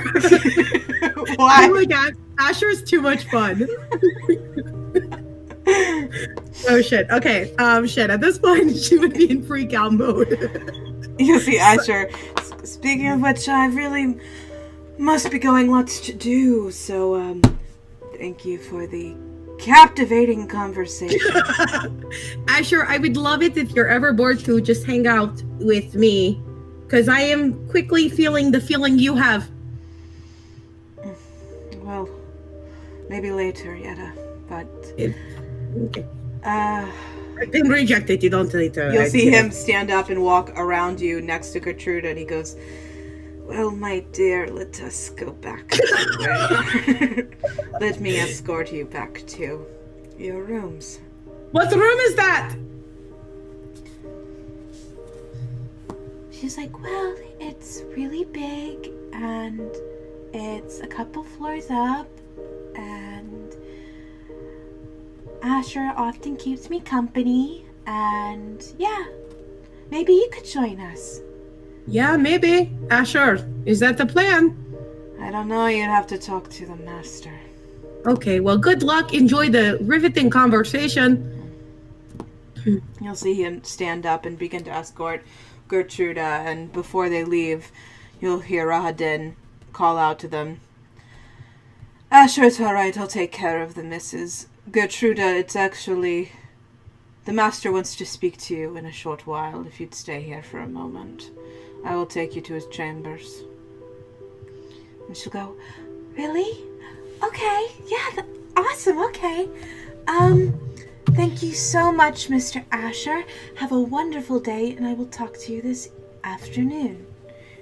And she'll kind of curtsy very formally, like she's in some sort of fucking fairy tale. Oh my god. And he'll go, of course, Yedda, let me take you back. I don't want you to get lost. Are you done with breakfast? I am very done. Am I seeing the master soon after her, or am I waiting longer? I will call for you, Rahadin says. Okay, I will wait patiently. I just read the note about missing daughter Gertruda. It's bonkers. Long dark hair, dark eyes. Big eyes, I think is what I meant to say. Yeah. Boys get a creepy teddy doll to bring her back. Too bad they're not here. Oh, please boy. get rid of this bird. You wrote that down. Oh, I wrote a lot of detailed notes in the beginning, and then I got very lazy. Anyway, yeah, okay. So Asher's gonna walk me up, and Rahadin is gonna wait with Gertruda in the dining room. Yeah, it sounds like he's gonna bring her somewhere else. Yep. Oh, great. Asher, if you are ready, I am ready. Let us go then. You'll see him begin to carry you, or not carry you, but escort you. Yeah, guide. That's a good word. Guide you back up the same spiral staircase you had descended down. As we walk. So what are do you like Rahadin as much as I do? As much as I do. He does what he must, I presume. He must. Ever faithful to our master. Do I sense any sarcasm there? Roll an insight check. Nat 19. Ooh. 24. He is being sincere towards the words faithful servant. Okay. Absolutely. Okay. Good. Okay. That's good to know. He says it, I think with that roll as well. Contempt potentially on his lips, but doesn't quite like him, but he is faithful. He's you could. I wouldn't read into it that way. I don't want to give you more details as to where the when you say contempt, you mean like disagreeing with the faithfulness? Well, yeah. He draws a question to faithfulness. Yeah. Yeah. Okay, but I know he's being honest when he says he is faithful. Oh yeah, when he describes Rahadin as faithful, he is. Okay. That's his true opinion. Yes. So I guess you feel like he should be turned at this point, right? The relationship doesn't quite make sense to me, but to my understanding, Rahadin's been with Strahd since the beginning. Mm. I think he sees him almost as a brother. That's a dark subject. Yeah, brother. Yes. Well, that's good that they trust each other like that. You could say that. I'm happy you and Gertrude got along. She's been awfully bored while she's been here. She's pretty awful. I'm gonna be 100 with you. Sorry, that's Paige. You seem to be so alike. I thought you would, Yeah, being human does not make us alike. She is almost nothing like me. She is young.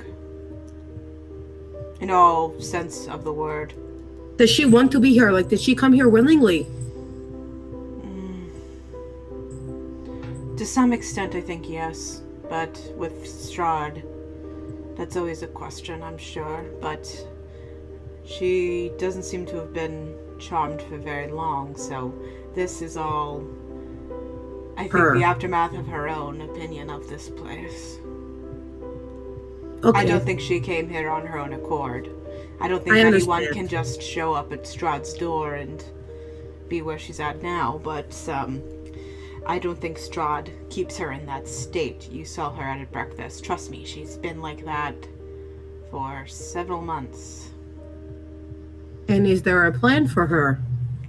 To occupy Strahd, I presume. Is that the hard task? No, hard is interesting use of the word, but no, we all have our purposes for Strahd. Okay. Do you have any sense of what mine is yet? Because I have absolutely zero. Well, I don't see you being quite the plaything. No, I'm not playful in the least, and I'll never play. And I'll never play. Ever. Never again. I am grown. Peter Pan is dead. I do believe in fairies. What, David?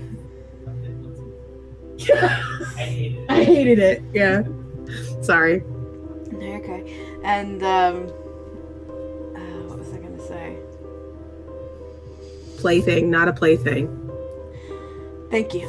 I imagine you must have some sort of information that Strahd could benefit from. You are Vistani, so I'm sure you've been providing Strahd information in the past, potentially. This is all speculation, of course. Mm-hmm. Did you do that like that on purpose? Yes. So good. Or perhaps he intends to kill you. He's certainly done that before. Brought someone here just to kill them. Not just to kill them. He could do that anywhere he likes, frankly, but to make a point, to continue to enforce his control over others, perhaps who are important to somebody else. That is fair. That is more likely the case. But ultimately, as much as you'd like to deny it, we're all his playthings to some extent. Could you say we are his puppets? Sure, that would qualify as a plaything. How the tables have turned.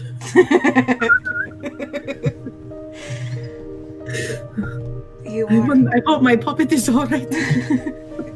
You are very unusual, Yedda Ţigan. Well, it will only be that way if it seems for a short while. Oh, fuck. Did you come here on your own free will? I doubt it. You know the answer. It is pretty clear, I think, that I am not... This is not my first pick of my event. Like, this was not my first thing on my to-do list. And what do you think of Strahd? And when he asks you that question, you can feel the charming effect. In regards to Strahd specifically, you feel you're internally you're aware of the effect, but you feel the urge to speak far more positively probably than you would have in the beginning. He is a very charming man, and he is wise beyond his years. I find him strong. He's very strong, and he's good looking as well. Fascinating. So you're definitely still under his influence, shall we say? Yes. Must be so trying for you. No, it is very simple. It is. You'll see at this point he's brought you back up to where you are staying. You'll see him open the door. Open the door. Okay, sorry for the break. We had to take a quick break. So there's a cut. Little does the audience didn't talk about everything that's happening. Little does the audience knows this has been 4 days already of us out of game trying to get through this. I'm just kidding. Yeah, I had to wear the same outfit. Yeah, for consistency. And keep my hair greasy and unwashed. In true form, I ate a lot of pasta. In between that. And said goodbye to a bow. Yeah, the bow went by. So Asher returns you to your bedroom. Yep. Before leaving, he will say, I'll check back in on you later, but I have other very important matters to attend to. Does he close the door? Or can I just stand in my doorway and watch where he goes? Sure. Can I just see where he walks to? And wave? Yeah, he'll return back down the staircase you guys went up. I'll look up. Do I see anything up the hallway? Up the stairs? Is it this one? Up these stairs? I'm not wandering. I'm just looking. Up these stairs? Ones. Yeah. No, there's spiral staircases as well. And so you'd see them turn into darkness, but you wouldn't be able to see much more besides that. Okay. I'll close my door. Mm-hmm. And I'll just sit in my room and wait. Okay. I'll pick up a different book, not the Mountain Goat one. It doesn't matter, don't worry. It does matter. It does matter. Okay. You pick up The Far Travels of Ambrose. Okay. I'll read that little ditty. It's fiction. And it just talks about this little boy named Ambrose who kind of travels several realms and worlds. Very like Tom Sawyer, I guess. Oh, cool. Yeah. It seems like hours go by. Hours? Definitely. Oh, shit. Most of the all of the morning and most of the afternoon begins to pipe by as you sit here waiting. So they've met Peepers, my party. Definitely. Yep. Oh, wow. Yeah, the vendors have met Peepers, and they're probably heading towards Yesterhill. Yesterhill, yeah. Wow. Okay. Yeah, that's fun to do that comparison every now and then. It is. I don't remember what evening Revlin sent it me. He did sending at one point. Thanks, Ham. Thank you. Was that the same session that you met Peepers? I think it was the morning he messaged. No, it was once what's his face was gone. Once Ricky Tiki Tavo. Well, Ricky, you guys left Ricky Tiki Tapo at the Wizards of the Winery. He wasn't on watch with you guys, so... He messaged Ricky Tiki, and then when he messaged Ricky Tiki, Kelly was like, well, you can message Yedda. And he sent it to me then. So it's probably once they got back to the house and they realized he was gone. When they messaged Yedda. Oh, so that hasn't happened yet then. No, I just want to keep clear that when he sends me... Oh my god. I know. Fuck, I didn't even think about that. I was thinking of it just now. Uh-oh. Well, you might not be... I might not be out of that charm. It'd be tonight. It would be tonight because the same evening, the same day they got back, it was dark. It just started getting dark and there was dinner ready on the table. It might be a few hours from now. Yeah, at this point, it's going into early afternoon. Okay. Okay, that actually this might still work out perfectly. I'll make it work, obviously, because it's happened. Yeah. So we have to commit to it. It's running into early afternoon, evening. And you'll see this time Rahadin comes to the door. You don't hear a knock, but you'll hear the key.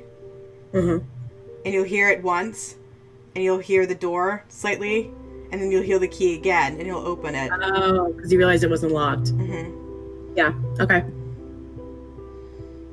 Rahadin, my dude, welcome back. Am I called for? It's dinner time, yes. Oh, we don't eat lunch here. Sorry, we're out of practice. The lady, she prefers to only eat 2 meals a day. She'll take a snack. She'll take a snack in her room occasionally. If you'd prefer that, I'd be happy to provide you a break in your afternoon. I don't need. I was just making a light conversation. It's fine. The 2 a day is fine. I will follow you. So, any family as we walk? Any family, Rahadin?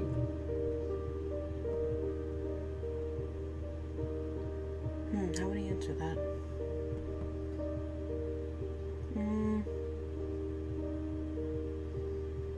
I look out for my family, yes. Good. That's good. That's good. Are they still in Borovia? They are. Good. Good. I am also from Borovia, so I know the importance of staying here. I know you are. Oh, you know that, huh? Of course. What else do you know of me?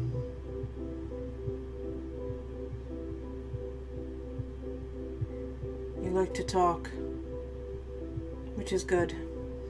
I hope you like chicken.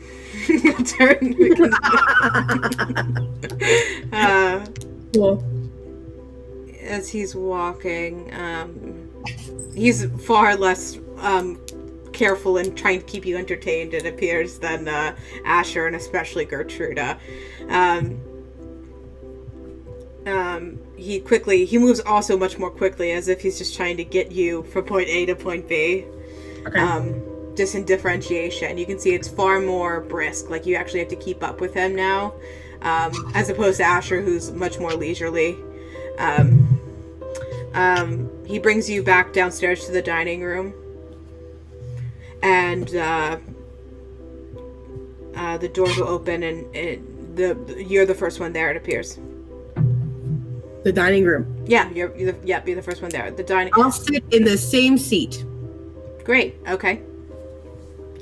And I'll serve my own plate if it's already made out. Yeah, Rahadin was not offering. Yeah, I'll make a much smaller serving. Like I'll eat a regular sized meal, but not a pile of food. Okay. You begin eating right away?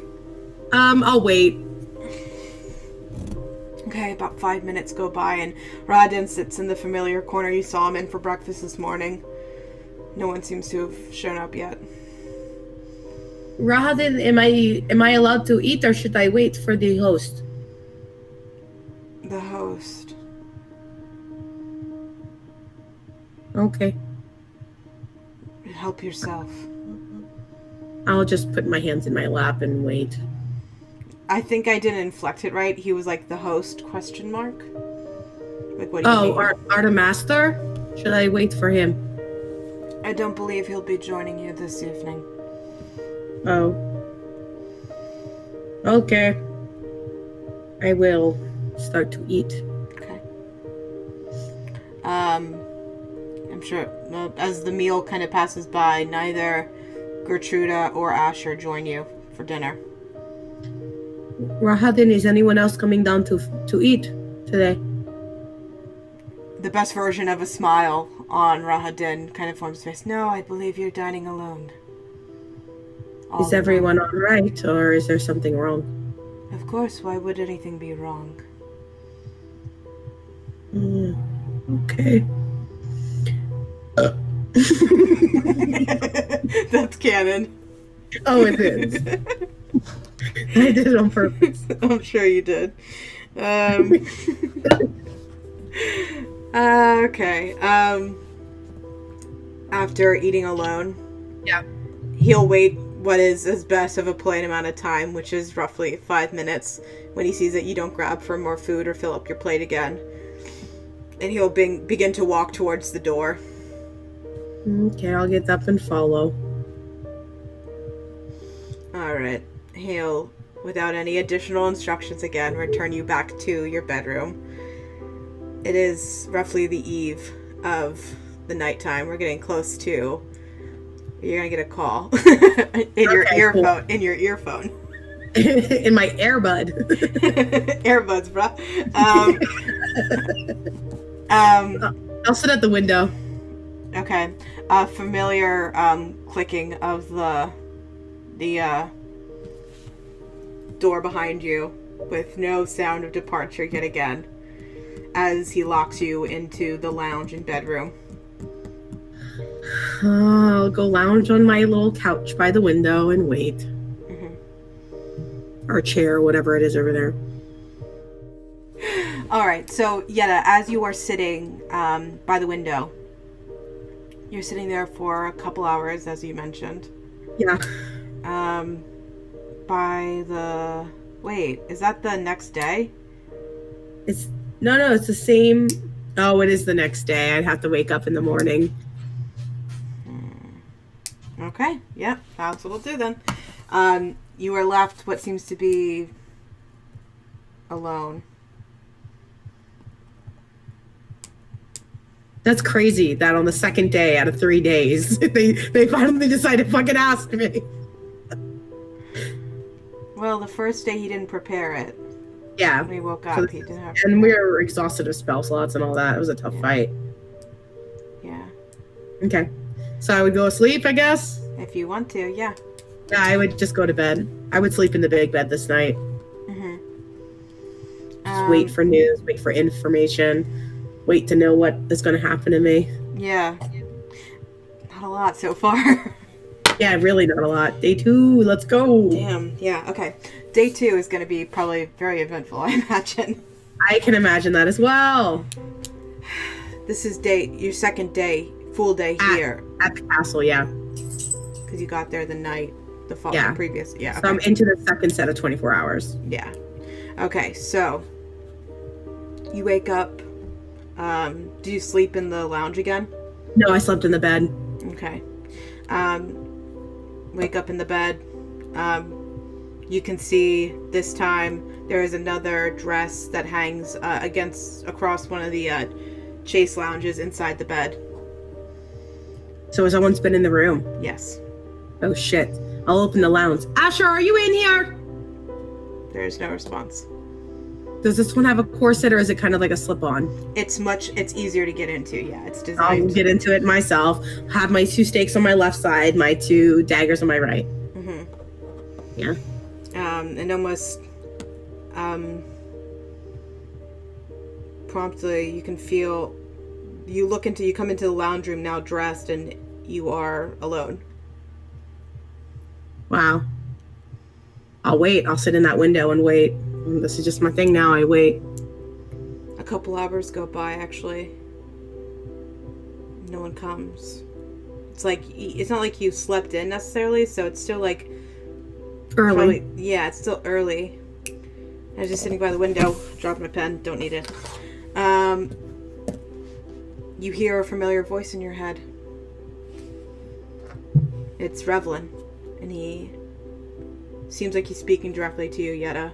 It sounds far away, distant, not like your typical message that you can do when you're with your friends. And he asks, "Are you safe? We have done what we were doing. We are worried about you. Rictavio is now missing, as is the stone girl."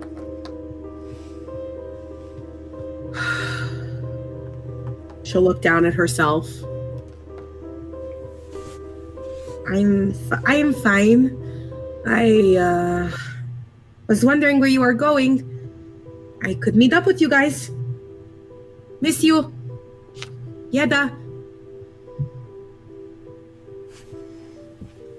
You feel when you're responding, I imagine you're trying to be careful, and you still feel the charm, but your response was, I would imagine, probably more of a realistic response to them. It sounds genuine. Trying to. Yeah, no, I think it's reasonable. You're not disclosing. You can feel like when you're about to, like, out of excitement respond, you can feel Strahd's influence still on you and what you can share, you know, where you are, how to get to you. Mm-hmm. You think of all those things to say to them, and instead what comes out is that response. I miss you. Where can I meet up? Your goal still to get away. Yeah. You're working around those words. Okay. I don't hear a response. You don't. And it doesn't appear that anyone's coming to get you, but you do feel a magical pull kind of coercing you downstairs. I check the door. It is unlocked. What would Yedda do? I'm not wandering. Yeah, I'm going where I've been going. I'm going to go the path I've traveled already. Yep. You're able to follow that path. You begin to walk down the stairs and begin to walk the path I've been, and I'll stop at the base of the staircase on the ground floor, the first floor. Do I hear organ music? You do. I'll try to peek into that door. Into the dining room? The dining room with the organ. Roll perception check. Shit. Net 9 plus 3, 12. 12? Yes. Peeking in, you can see there is a figure at the organ. Fine clothes. Long blonde hair. Ah, okay. I will pull up. I'll sit in my regular chair. Mm-hmm. And just listen to the music. Do I recognize the song? Roll a history check with advantage. Oh, love that. Higher is 14 plus 2, 16. 16. You recognize it as a Barovian ballad, sad ballad. Okay. Making something up on the cuff. It's a story about a woman who loses her love. Ah. I'll walk up to the organ without really sneaking. Mm-hmm. And as he plays, I'll be like, you need to extend your finger here a little bit more to hit that note nicer. Almost like an instructor. Coming from the master. He kind of smiles at you, like half-heartedly, referring to you as a master. Oh. Yeah, I could hear you having trouble with that chord, and yeah. And you'll hear him begin the start of the bridge to the song again. And when he gets up there, you'll see him he'll follow your advice, and then he'll trill with an extra finger on the keys around it to come back down. Very skillful. When you're bored. Do I feel the magic pulling me in this room? Yeah, once you got here, you felt, like you don't feel the pull anymore once you entered the door. Okay. Are you a bard yourself? No, I can't say I'm as talented in the skills of music and storytelling as you are. You see his eyes close as he kind of plays along to it, trying to focus on the music a little bit. Just a little bit. Not like trying to shut you out, but you can see him getting lost in the song a little bit. Do you know if the master is here today? You'll see him kind of stop. He'll play a little bit, but it's far more rudimentary, just kind of plucking along. He is. Am I to wait for his call? I'm not sure. Could you direct me to where he is, or... I can't do any of that. You kind of see him stop and put his hands on the piano. I don't quite have that pull. You mean power pool? What do you mean? Like pool as in like he has the weight to tell me where I can and cannot go, or? Correct, yeah. Okay. Speaking of pools, I just felt compelled to come down here. Was that your doing? No, it wasn't me. Perhaps it was just your instructions for today. Never spoken, but given? It's charming, isn't it?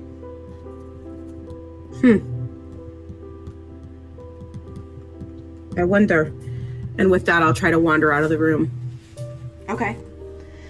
I need you to make a wisdom saving throw with disadvantage. Disadvantage. Nat 20, nat 15. Oh. So what is it? Wisdom? Yeah. It's a 17 with the disadvantage. It's not going to succeed, though. I mean, I totally get it. Yeah. As you stop to the door. Yeah, right? you stay to the door. Yeah. What an interesting concept. He wants me to stay in this room. Keep you fed. Keep you alive.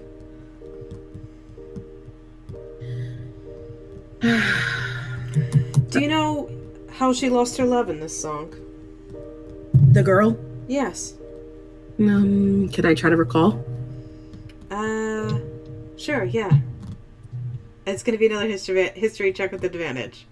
With advantage, okay. Yes. Higher 16. History is going to be a +2, I think. Yeah, so it's a 18.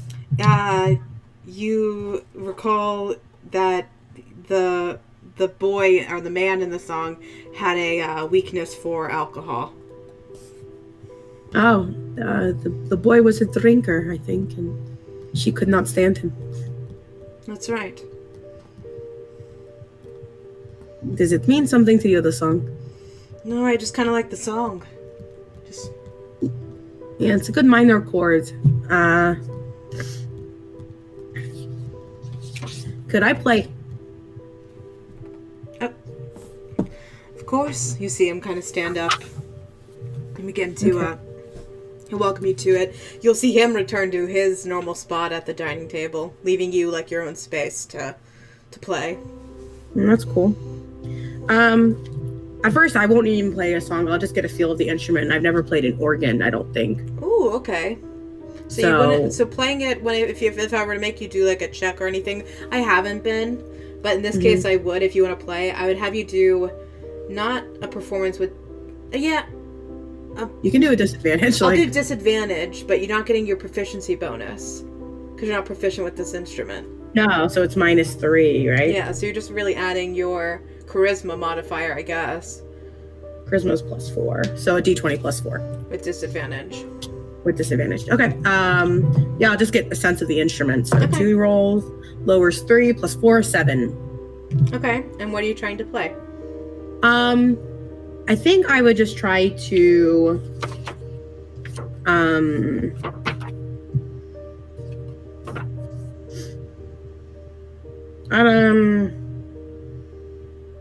probably the first couple tunes of The Ghost of You by My Chemical Romance. Oh, it sounds great on guitar. I'll never. Yeah, exactly. Said I lie and wait forever. Maybe I'll just do the melody of that, not the chords so much, but the melody.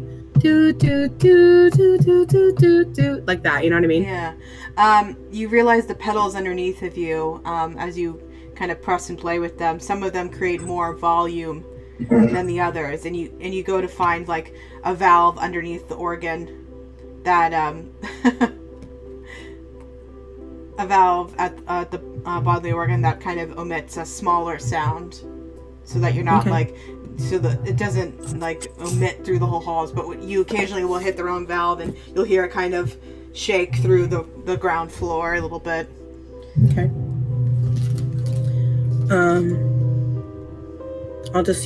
I'll play on this organ until I get a better sense of it, and I can just play through the whole song without messing up once. Okay.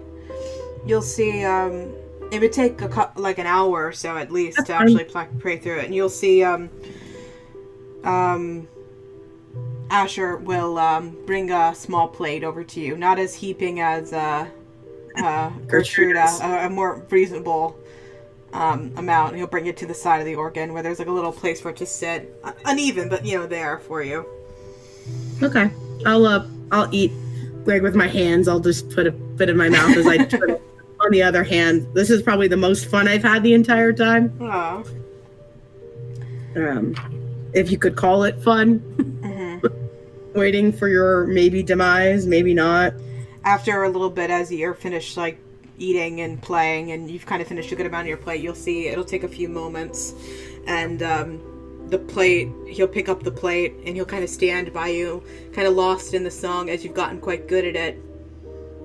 And, he sits there and listens to you for a little bit longer. Do you feel as melancholy as I do right now? I believe I do.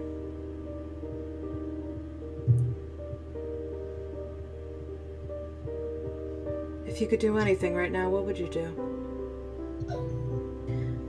I would see my friends. Warn them, talk to them, share with them, say sorry. Sorry. Yeah, I made kind of a selfish choice. I thought it would help. Doesn't seem it has. No, it's done quite the contrary. I feel like I've kind of royally fucked it up. My dog is my feelings right now. As you sit there thinking of your mistakes, suddenly the plate he's holding will drop and it'll shatter on the marble floor. And you kind of look like break from your melancholic moment for a second. And as you turn to see what's happening, it's very quick. But you'll see him grab one of the pieces of the broken plate and just as quickly as he can cut on top of your palm as it sits on the organ. And he'll quickly drop it. I need you to make a wisdom saving throw. Is it straight? What is it to break the charm? I don't know what level charm it is. What Strahd's charm is? Yeah, I don't... Oh, my dog. Oh, my animals. Fuck these animals. It doesn't matter the level? I'm really not sure. I didn't think it did. Give me 1 second.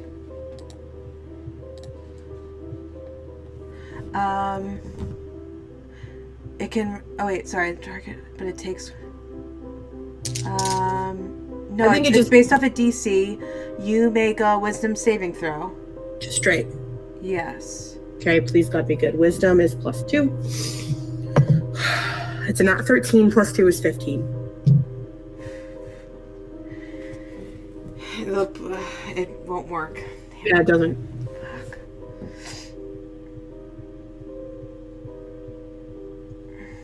Let me see. I'm just reading something. Oh, no. Okay. Okay. Ow, that's fucking hurt. What would you do now? I don't know. I think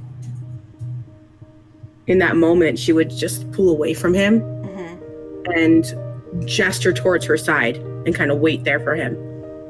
She's about to draw. You can see him look at you. And he looks down at the plate. And before he can move, the doors into the dining hall burst open and Rahadin comes in. I dropped my plate. Asher, pick it up.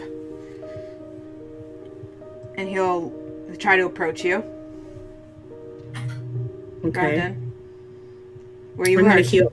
I'm gonna heal myself with healing word. Okay. It's a D4 plus 4. Okay. Is it a D4 plus 4? It's a D4 plus your spellcasting, which is 4. Yeah. I heal 7. Okay, so you would heal the wound. You would have a little bit of blood there, just a little bit. It wasn't a big cut. He tried to make it small. Yeah. I dropped my plates and I tried to clean it up and I cut myself. Let me see. You'll give a quick investigation check. There. Not great. Be more careful. I'm sorry, I was careless. You look over at Asher. Asher will say, "Sorry, I got bored. Keep a better eye on her." He'll turn and begin to walk towards the double doors again. Perhaps it's a good time you go to bed, Yedda, as he closes the door behind you. I feel compelled to leave, yeah. Yeah. Yeah, okay. I will pick up where I left off and go to my room. Yep, you begin to follow the path alone without a lantern. You're going into, even though it's daytime, the spiraling staircases hold a little light, and it feels like you're almost ascending into darkness. Okay. You've returned to the bedroom. In my head, I think he wants me out of here. I think he's trying to get me out of here. Is that a good thing or a bad thing? Shit.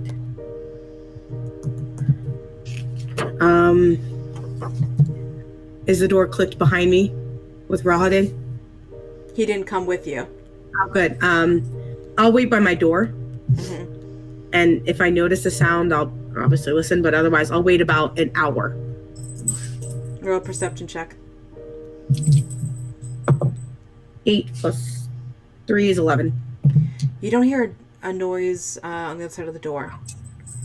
And as you're sitting there waiting, unsure if Rodden's nearby or if Asher will come, you hear a noise on the window behind you.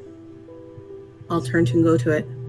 Before you even approach, when you turn, you can see it is Asher on the other side of the window. Shit. I'll look down and see if I look nice. You're wearing the same dress you had before. Yeah, Yedda will open the window as quietly as she can and close it behind him if he were to come in. And you'll see, even now it's not like he looks urgent, he looks kind of bored. You rang. I rang. I called for you? No, you just seemed bored, I guess. Yeah, a little. I'll hand over my viol to him. Do you play this? No, I don't, but I could try. Have at it. Okay. Why did you not come in from the doorway? He won't answer your question, and he'll try to play poorly on your viol.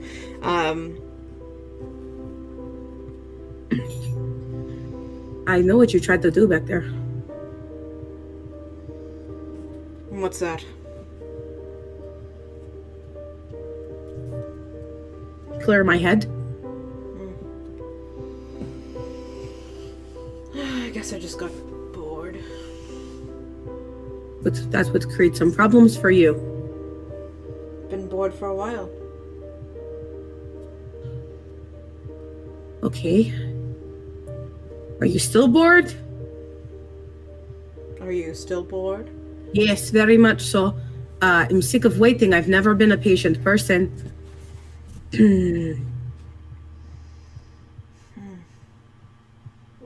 I don't sense I have a lot of time as well. Yeah, I don't think you do either. Scary, I'm sure. Yes. Is there, how did you get in my window? I'm a vampire, so I can just transform whenever I'd like. Okay. Yeah, that's not possible for me. You struggle at asking the right questions. I don't think I can all the time because of this effect. Are you able to show me how to walk the grounds? Am I allowed to walk the grounds? I would really like to torture you a little bit longer, but this is getting really boring. Boringer than I've been before, actually. Great. Come here. Okay. I'll approach him. You'll see him brush the hair behind your neck. That's gross. I am very much in a committed relationship. You are very handsome. You'll see him lean his head towards your neck. Don't you dare! With both of these animals. I know him. Don't you dare. I did not ask for that, and don't do it, because that is the worst thing that could possibly happen in this moment. And kind of lean back, and you'll see him kind of sigh. I was just messing with you. I don't like being messed with. I'm not a toy. As you're yelling at him, you'll see one of his hands kind of flickers, and it's a claw, and he'll scratch you again. I make a wisdom save. Yes. Better die, better die, better die, better die. Okay, nat 16. Plus 2, 18. You succeed. So the charm's the charm's gone. Cammy, I know it's exciting. You are no longer charmed by Strahd. Okay. Asher, I do not know why you are doing this, but you are saving my life. It's not all for you, darling. What do you get out of it? What do I have to do? What promises am I making now? You gonna promise something to me? It seems like you want something out of this. I do. What is it? Well, I want to live as much in that word as I possibly can. So, you have to keep quiet. You don't... Okay, I cannot say how this happened. You aren't quite as perceptive as I originally thought, Yedda. No, I am very not. Well, about... what time is it now? I'm guessing it's late. It's probably, yeah, I have to break it in character. It's probably... Like, they're probably at Krusk by now, right? What time? What? They got to Krusk early afternoon, right? Early afternoon, and by the time it was getting dark, we were heading down. No, after dark, they were heading down from the Abbey. After dark, yeah. They're definitely in Krusk by now, so it's just around noon. Okay. So they're heading up to the Abbey and all that. They're in Krusk. Yeah. They're meeting the woman at the lake, like that kind of thing. Potentially, yeah. Okay. It's probably just a little bit before that. They're probably just getting into... Because I remember it was like early afternoon, they were at the gate of Krusk, so... Okay. It's probably right after them. I'd say just about 24 hours ago, we've had another guest arrive. Who's that? He seems quite infatuated by her. Is she living? Moving? I don't quite know. I hadn't laid my eyes on her, but ever since he brought her back, everything's gone to shit. Okay, what does me leaving have to do with any of that? Distract him. Maybe change up the situation a little bit. So me leaving? Ideally, I'd like you to take her away as well, but I don't know if you can manage that on your own. Probably not. I will try. If she is who I think she is, I would enjoy that very much to take her as well. It's his one true love, apparently. Yes. I've heard the story over and over again. I'm honestly a little sick of the story. Oh, are you? Yes. Where is she? Do you know where she is being kept? I imagine she's being kept in his chambers. Is he there now? I'm not sure where he is. I'm gonna try. Can message work that way? Do I have to see them? Within range and whisper. Within range is 60 feet, I believe. It's 120. Oh. You can cast this to solid objects if you're familiar with the target and know it is beyond the barrier. Magical silence, 1 foot of stone, 1 inch of common metal, or 3 feet of wood blocks the spell. The spell doesn't have to follow a straight line and can travel freely around corners or through openings. I'll try the message. Irina, it is Yedda. I'm here. I can help. Where are you? what is it? What did it say? There was a barrier. You said the spell had a barrier? It can cast through solid objects, but if there's 1 foot of stone, 1 inch of common metal, or a thin sheet of lead, or 3 feet of wood blocks, the spell cannot break through. It probably won't. Yeah, you won't be able to. She wouldn't hear a response. Okay. Okay. So the deal is I have to get her? I mean, I don't like to make deals, but let's just say when she's here, I'm at risk. Okay. Where is his chamber? It's upstairs. 1 floor? 2 floors? 1 floor. Okay. Is there any way you can check it for me first to see if I am able to get her? I can try. I can't guarantee how quickly. What is the best route for us to get out if we are able to find each other? Well, you've picked... Oh, I guess I've picked. Pretty bad time to do that. Now with Strahd here and his friend here as well, it seems that everyone's on high alert to keep her here. I'm not Why sure. not just help her and not help me? Seems a little bit harder. It would be out of the ordinary to see me around Strahd when someone else is with him. Okay. Has he asked of me at all?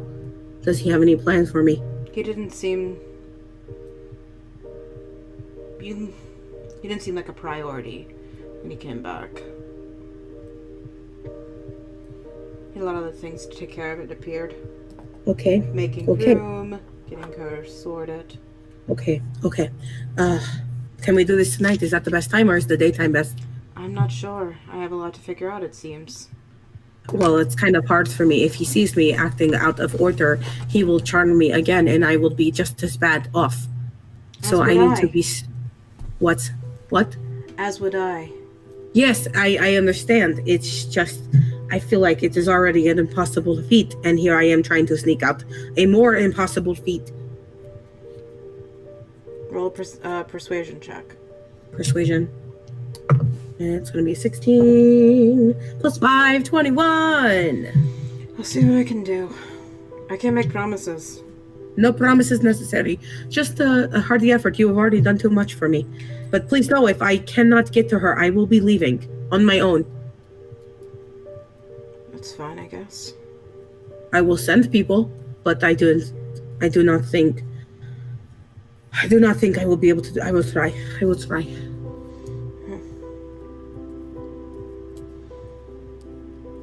I'll change into my regular clothes. Oh, okay. Carry as much as I had on me when I arrived. And I'll put the cloak on over top. Okay. I will disguise myself. How? What? How? Using disguise self. Okay. I'm going to cast disguise self to look like Rahadin. Okay. And using my actor's feet, I'm going to try to copy his voice if I ever were to talk to somebody. I know. Okay. How do I look? How do I look? You look terrible. Fitting, right? Are you talking like him too? I'm trying to. I can't remember his voice. It's okay. It's just bored. Just bored without a flare of, like... I'm trying, I guess. It's pretty good. Will it get me through the castle? You can try. He is the only living one here, right? One of the few. With freedom to move. Perhaps, yes. It's a little too soon, as well, to be making jokes. Apologies. Don't apologize to me, apologize to Gertruda. She's dead. One guest enters. There's not a lot of room in the master's quarters. She dead, or is she undead? I'm not sure. Because you could either be stuck with her for a long time or not stuck with her at all. I clearly have a preference, but again, I don't have all the answers. Well, after you. Let's head up to the master's quarters. Please stop talking like him when I'm with you. No can do. So let's head up. Oh my god. You're heading upstairs. Yeah, I want to see if he can get a peek. Like I said, I'm not gonna try to get her. I just want to see if she's accessible or not, and then. Yeah. Okay. Fuck. I'm gonna let Asher go in first, and then if I see he's like having a hard time, I'll cut in with my Rahadin bit. Okay. I'm gonna try to stay out of you as much as possible because I know he's very insightful. Oh shit. Did I do that right or did I do that wrong? Oh, I did that wrong. You're going downstairs, actually. That's what I assumed it being Did chambers. I do that right? Yeah, I did. Yeah, sorry. It's down one. It makes sense. This is crazy. Oh my god, oh my god. Here's the thing though, now I really like Asher. If Yedda is able to escape and join the party, and like we're like, okay, we're going for the castle, let's kill all of them. I'd be like, not Asher though, guys, come on. I really don't want him to die. No. Everyone else can fucking die, even Gertruda. I gotta tell you, like, now that I'm isolated with you and I'm hearing how you react, I mean, there's a lot to take in as a player, but damn, Yedda can be selfish sometimes. Oh, yes. You mean with like what, with Irina? No, it's it's like, okay, cut. No, I was kidding. Because then it looks like I'm definitely telling you too much. But, yeah, it's just like, it's funny, like, you don't ask the questions, like, questions to get him to, like, talk about himself. Yeah, no. You just talk about questions like you need, so he's just kind of like, of course he's going to give, like, a nonchalant answer, because he doesn't, like, I think a lot of people here are inherently selfish, so, like, they're not gonna I don't know. You know what I mean? Yeah. To be fair, she's kind of in fight or flight mode. I know, but he's been here forever. I know, but she's not like, so tell me about you. Like, she wants to get the fuck out. She probably could have a bit more charm involved, but yeah, that's what he was trying to lean to before you broke your charm. Like, he's like, yeah, I know your charm, but you could still like try. Damn it, bitch! Like, I'm interesting too. Fuck. Well, he still broke my wisdom save, so after 2 tries. Alright, so now I'm gonna use you as a Rahadin icon. That's fine. And where's Asher? My god, I've used 1 spell slot. That's it? So far, we're in the big bad times, though. I was hoping I could kill Rahadin so I could, like, consume his identity. But that's a little too big of a feat. I feel like he's going to be a big bad fight. You don't say. Yeah, so I'll just go with the disguised self route. Who knows? Maybe it's just like that dude from the Vistani tribe that Hugo did 101 and, like, literally wrecked. That was a fun feeling for Paige. Loved that. Do I want to TPK my whole party or just let Hugo have this? I'll let Hugo have this, I guess. I'll let him win.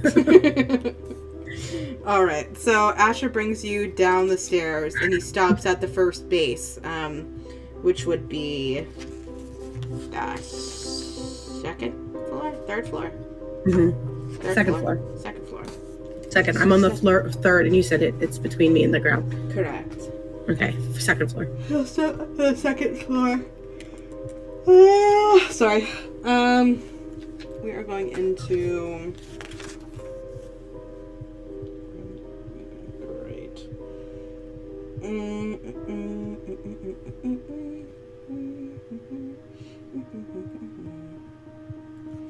You'll see him come into this room.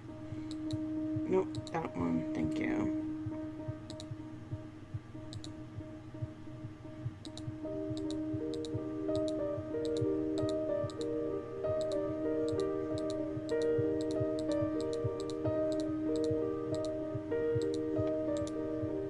You see him come into this new room.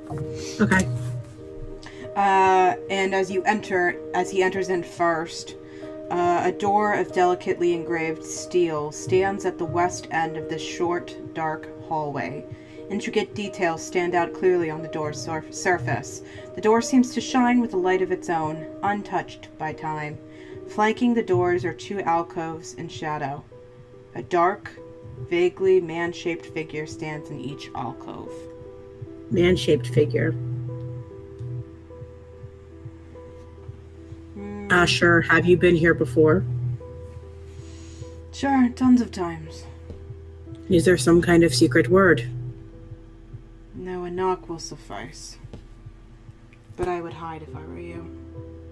I'll hide at the base of the stairs. Like, just around the corner. On the descending side of the stairs? Yeah, descending side of the stairs. Okay.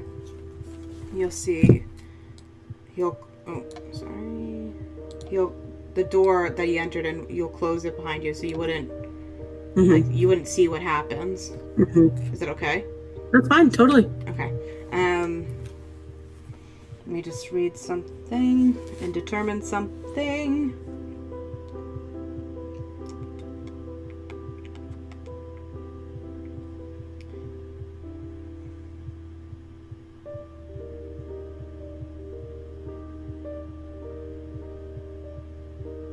You would wait there for a few moments. Moments turn into minutes. And it feels like you're waiting there for almost 10 minutes at this point. Nothing, no sound. No, not through the door. I'd walk through. Returning into the hallway that you'd first entered. Asher is no longer there. He's not in there. No, he's not in there. I'd knock on the door and say, Master, I'm here to retrieve Asher.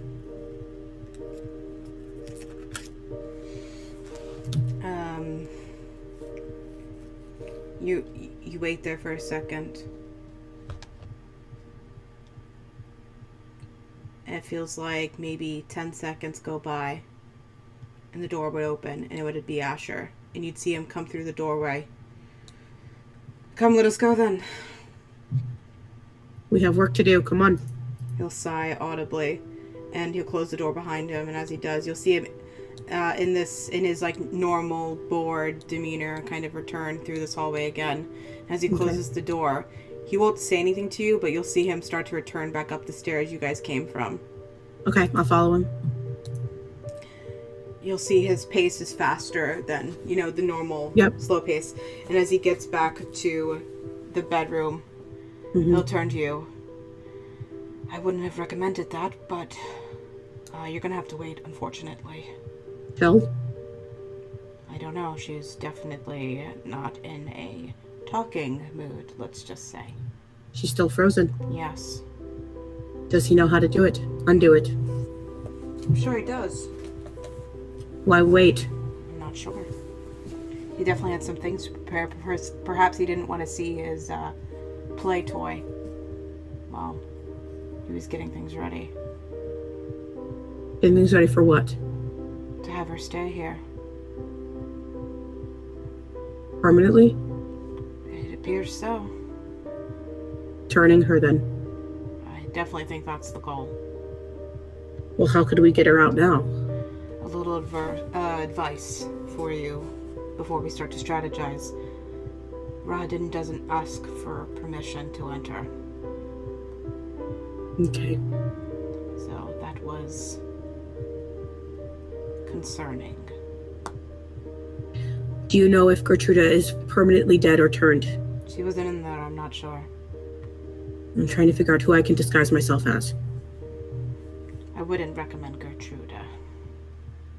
She can't enter his chambers anymore.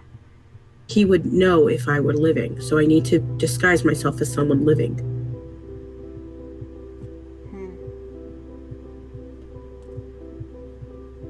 I think Rahadin is still the best option. It gives me freedom to move. Okay. Well, you would need to think through it a little bit more because dinner will be served soon, I imagine. I could drop it and put it back on later. You'd be able to do that? Yes, easily. All right. I'll drop it. Okay. So, do you believe Rahadin is the best bet out of here? I think it makes sense, though you have a lot of work to do to pull off Rahadin. Not that you'd be able to in such a short amount of time. I'm not expecting perfection. It's just you've picked a hard target. He's the one with the most power that I need. Do I need his keys, or do you think I'd be able to move around the castle without them? I'm not sure. If the main gate is closed and the drawbridge raised across the only exit off of the castle, you're stuck. Does he have control of that, or is that Strahd alone? To my understanding, Strahd maintains most of it, but I don't know. Obviously, I don't quite understand their relationship. Perhaps it is a little more fluid and willing than I imagine. Okay. Most of the time, most of the doors are locked, so if you're going anywhere with somebody and a door is locked and you don't have keys, that could be something you'd want to avoid. If I walk with Strahd, they will open automatically, yes? I'm not sure. He never seems to need a key. I've seen him go through them myself. But once I'm out, how will he not know I'm leaving? Okay. I don't see how this will work with her right now. Or yes. and with this friend of his. Irina, her name. And can you get it with her still in stone, or would you need her taken? Stone's probably best. Stone's best because she is quiet. And she's not detectable as alive in that state, yes. I imagine. But carrying her is a different problem. You have a lot to figure out. Does Rahadin ever leave the castle on his own volition? Yes, he does, but I don't know what for, and very rarely. He always seems to be lurking around. Okay. Especially when Strahd's not here. Will Strahd sense that my charm is gone? Do you know? If he's focused on it, yes, he would. Okay. If you could, you have more power here than I do. If you are able to gain any intel on his Rahadin's movement, if he would be able to move a cart, and if Strahd is accompanying me, how I could move without his permission. He kind of sits, as you all are discussing what strategy to do, he kind of lounges back on the couch you originally met him on in your lounge. He's sitting there and kind of thinking, I do have an idea. What is yours? There are some times where I know the guard is up, drawbridges are open or raised, and the gates are locked, and Rahadin comes and goes as he pleases, so there must be a way he's getting out without using the main entrance. The main entrance. Does he have a chamber in the house? I believe he does, but one time he said he was going, and I saw him heading downstairs when we were in the dining hall, so perhaps it is below. Okay. Though, you would definitely be dealing with less guards on you, but to my understanding, it's not a place to venture for fun. It's far more dangerous in the crypts below.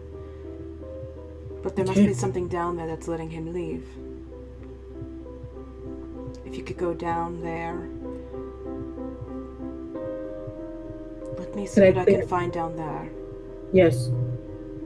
Could I clear it out first and then bring Irina down, or do you think I would need to do it all in one swing? I'm not sure. Let me see what I can figure out. That I can travel a little bit more freely. Okay. I will... He stays downstairs as well, or no? I'm sorry? Rahadin, where does he stay? I'm not sure. You've never seen him go to a room? I don't quite follow Rahadin around for fun. You've been here a long time. I have, and I know my place. It's what's kept me... Why break it now?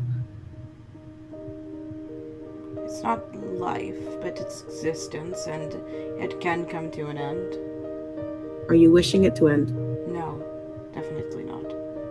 Okay, well, we have some work to do. You have some work to do. I do.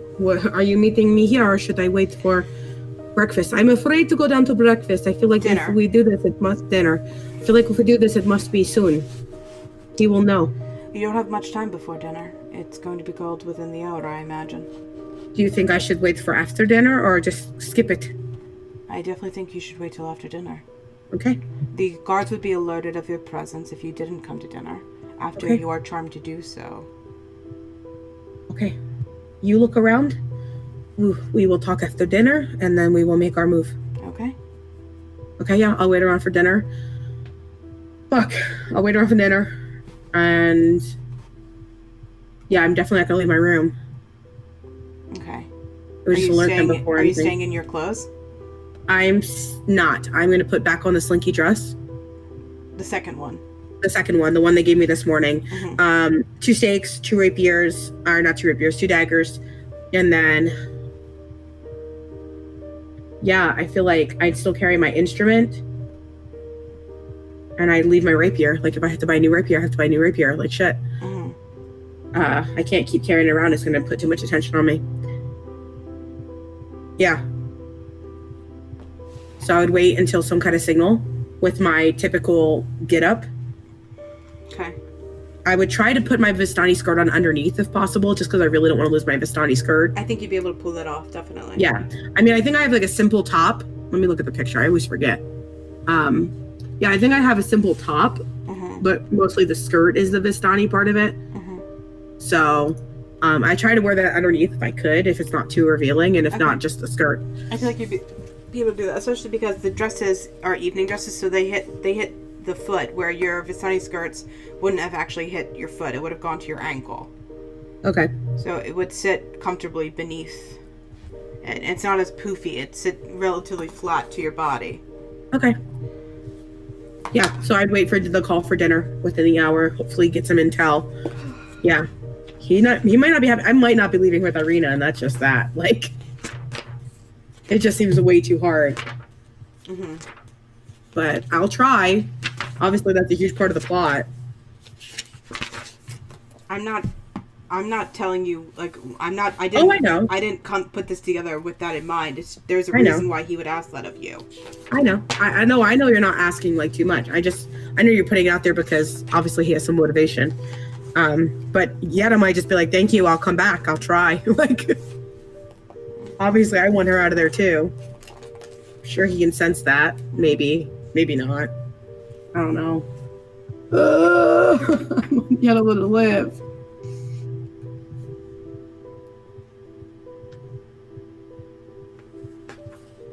I just want to live. Jesus. Every time it's coming back. What's crazy is, I really can't do animal messenger because there's been no chance to see. I haven't found any birds or anything Yeah. Because it's kind of working out perfectly because I haven't received anything, Yeah. But all they know is that I'm fine. I was wondering where you are. I could meet up with you guys. Miss you, Yedda. That's all they fucking know. Oh, shit. You could die. This could be it.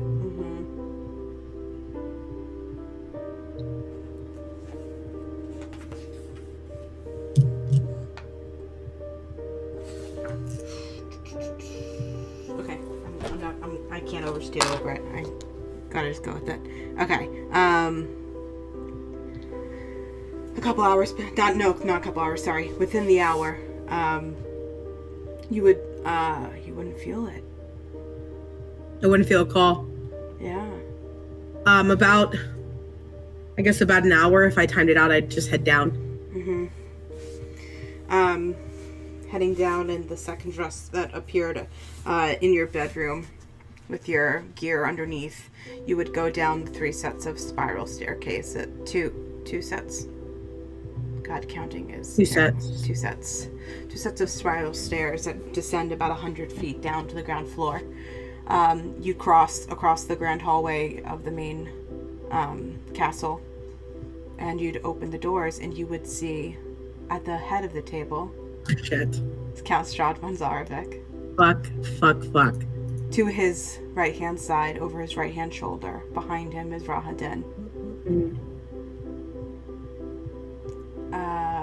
You would see Asher in his same spot on the opposite side of the all the way on the other end, closest to the door, is Asher. And to his left, as a guest of honor, in human, animated form, is Irina. Shit.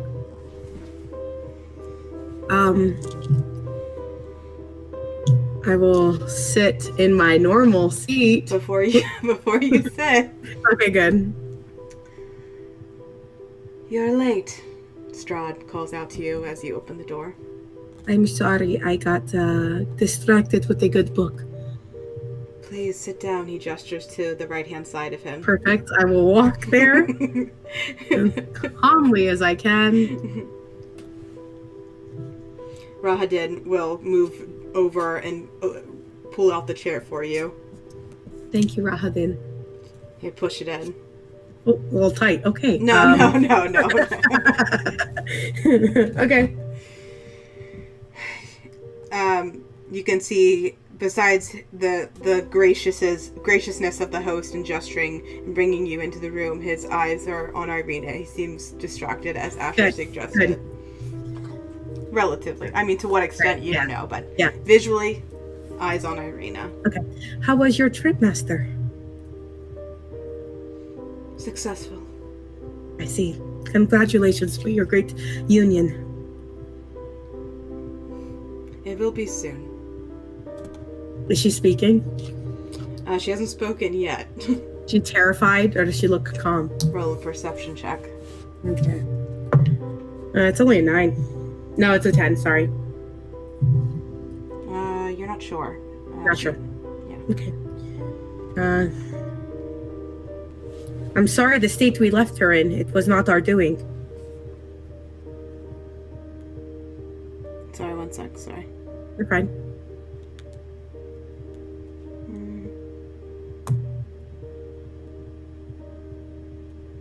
Okay, sorry. Say it one more time, my mistake. Said, sorry for the state we left her in. It was not our doing. How would you respond to that?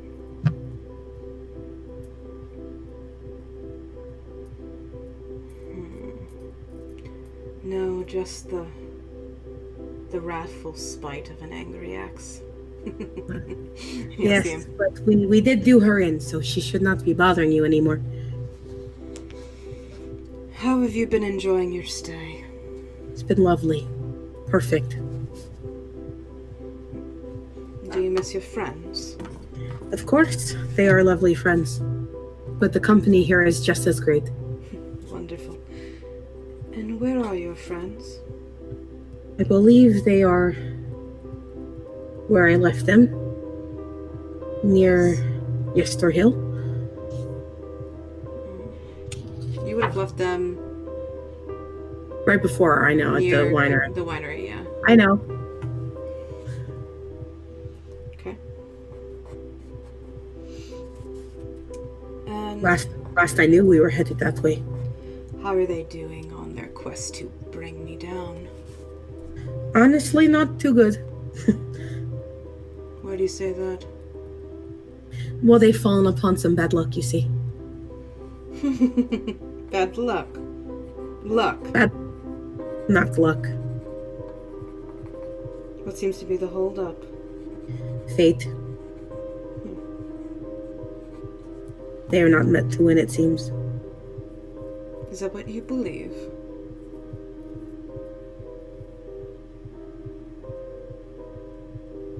I'm not sure.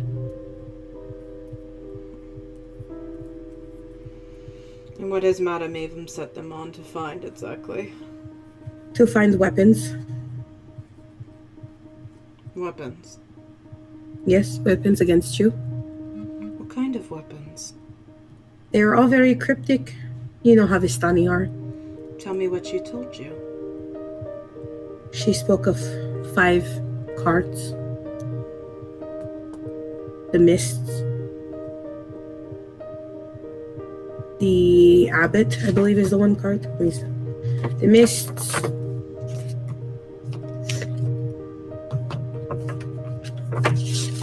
One sec, sorry. Apologies. The mist, the monk, the wizard, the enchanter, the Dark Lord. She spoke in riddles, you see, and I'm not the cleverest of the group.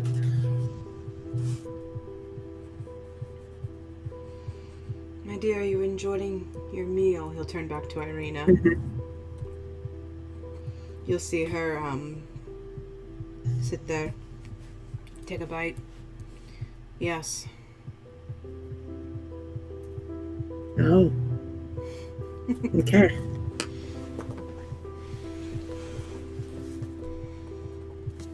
And you'll see him say, I made your favorite.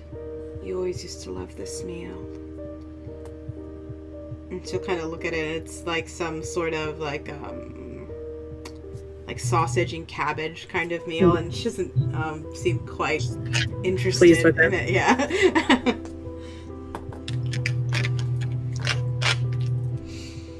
I wouldn't want to start a fuss, but I would love to know more from Irina, but... Is there anything... well... in terms of motivation, Yedda is going to speak as little as she possibly can, answer honestly as much as she can, but not give away as much. She's just going to try to play as charmed as possible without throwing her team under the bus. Mm-hmm. So I won't lie because he'll know I'm lying. Mm-hmm. But yeah, just try to be discreet as possible. Okay. So if you're done with questioning, Yedda would just wait until he sent her to go to bed. You can tell he's prodding at, obviously he's prodding to kind of learn more, but you can tell he's not trying to do everything at dinner. Mm-hmm. Your presence potentially has reminded him that he has some things he needs to figure out. Yeah. Could I play a song for the lovely couple?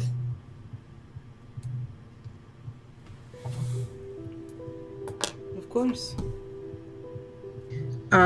Shit. I didn't plan anything, but... Why did you prompt? I prompt because, one, I think it will work. I just try to speak to Irina without too much... Do you remember the song I first sang to her? When her father died. I feel like it was Simple Plan for some reason. Was it? I don't know. Don't you have a list of songs? I have a lot of songs. Oh. Other... Broken, this fragile thing. I can't... Is it that? What? Broken, this fragile thing now. No. I think it's... Wasn't it Take You Away from This Empty Apartment You Stay? Was it there? I don't believe so, no. Oh, fuck. We can't go back. Cut. No. I would just melody-wise sing whatever song that was. That song of mourning that I played for her on the day we had to bury her father. And I really won't add anything to it. I'll just try to be a silent reminder that I'm present. You know what I mean? Mm-hmm. I'll play that song, the melody of that song, hoping it sparks. And while I play it, I'll just look at her smiling, but try to read if she recognizes it as the same song I played to her. I really don't have any other strategy besides that. Oh, that's awesome. You would see her,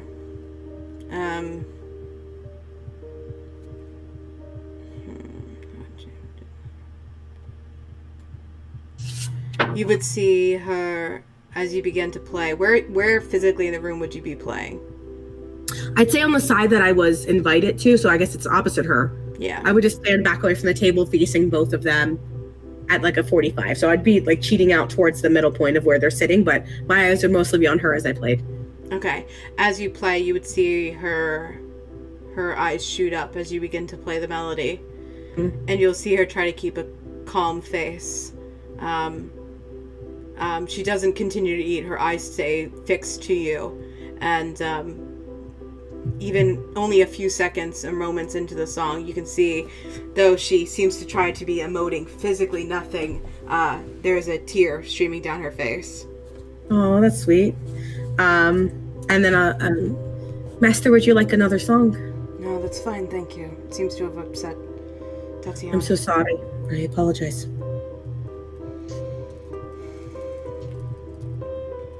Put my instrument away and find my seat. He'll lean over to Irina. Are you done, my dear? We can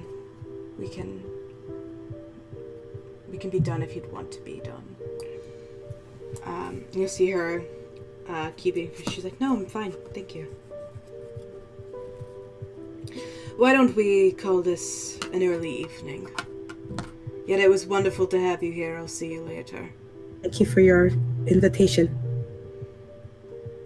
You'll see him turn back to Irina after giving you that implied. Okay, I'll leave. Lady, master. You walk by. Yeah, you walk past by Asher. Asher. Yeah. I'll head up to my room and I'll wait, hopefully at the window, for a knock.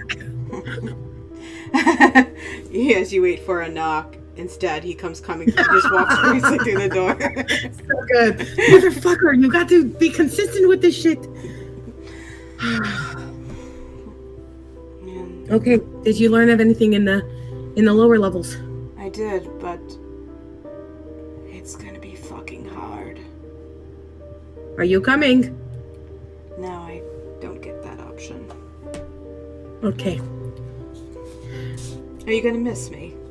Of course. You are the only reason I am getting out of this place alive, and that means more than you understand. You can see him roll his eyes. You could mean it, God. I do mean it. I don't know what you see in me. And I don't think what you see is right, because I am not, believe me, in any regard worthy. But you are saving my life. And I don't know if I can repay that debt ever.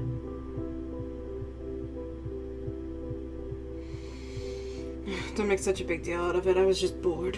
Okay, if you're bored, I get it, but you still have done this deed for me, and in that, I am required to repay it as best I can. I'm going to be honest, I do not think I can get Irina out. You have to try. I have to. Yes, because otherwise I'm dead. You're dead.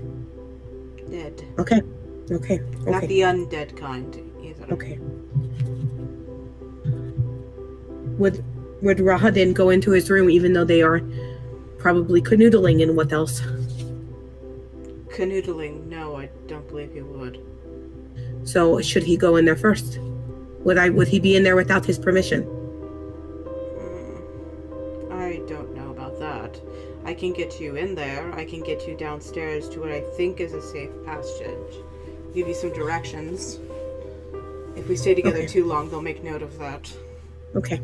I will get your directions. I will try to intercept them as they head up to the room. I will see, would she get the bath? Would Rahadin oversee her nighttime preparations? No, I don't believe he's that creepy. Well, he has been creepy most of the time. Listen, through those doors we were before, there is a dining hall, a small dining hall of sorts. Yes. No one eats there, obviously, so don't linger in there. It's more of a hallway of sorts.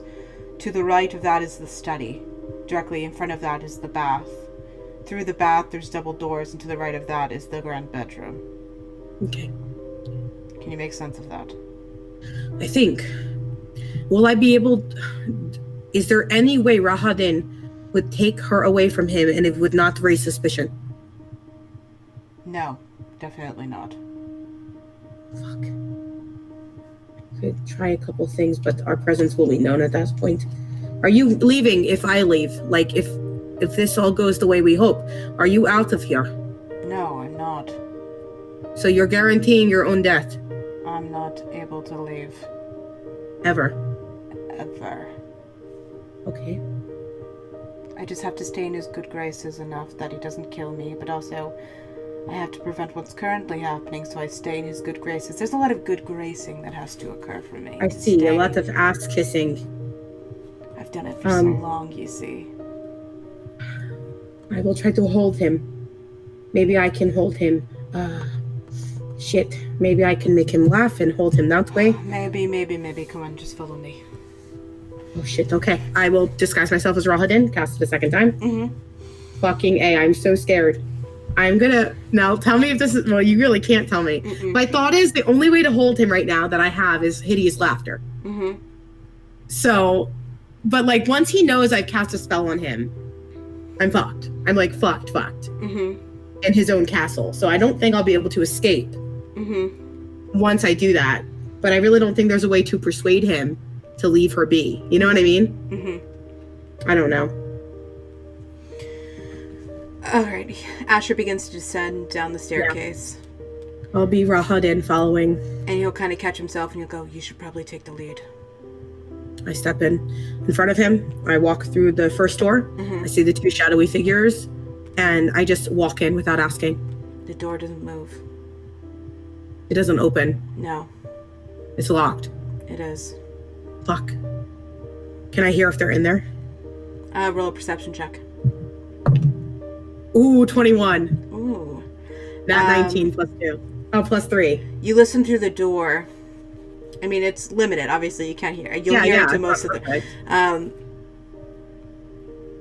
You listen in, and you can't hear anything on the other side of the door. It is quiet. And,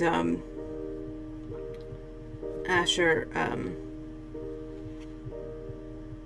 looks at you and he goes, go into the stairway for a moment.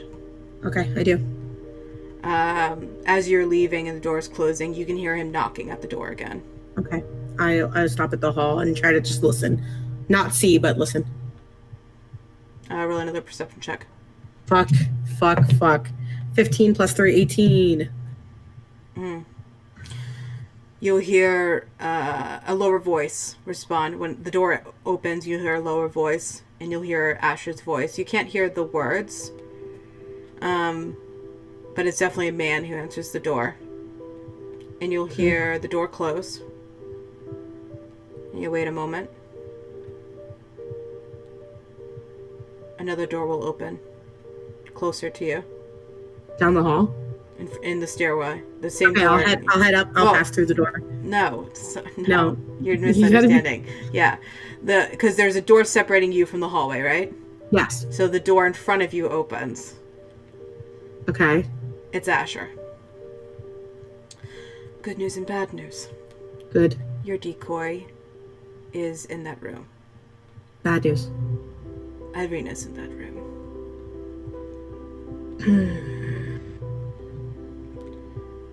I'll think of something. Come on, let's go. Let me show you which way down. Yes, show me the path out. Okay, he begins to head you back downstairs. Paige don't know the way yet. Paige gotta look up the way. Paige gotta look That's up fine. the way. Bring you back down here.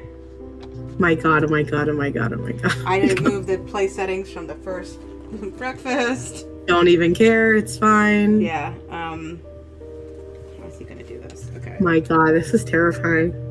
It's coming from that 3. I met 4 people and I'm petrified of this place.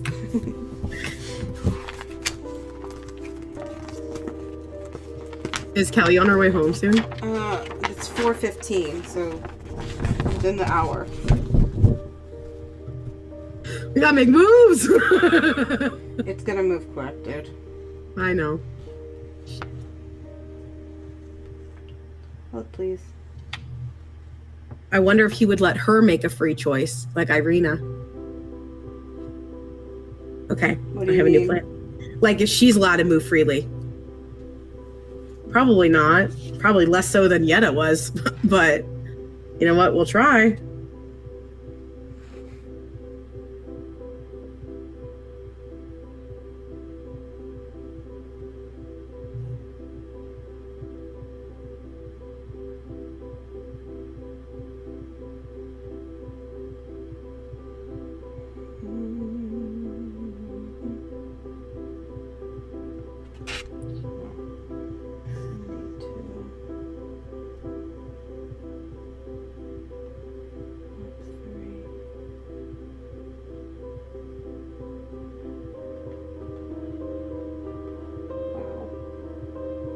Sorry, you have to understand, like, the staircases. You're and shit fine. is You're doing, like, tons of crazy. prep work for this. This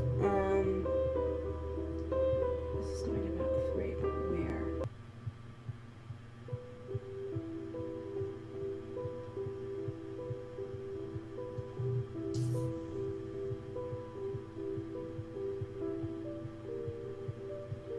1 second, I gotta figure one thing out, and once I do...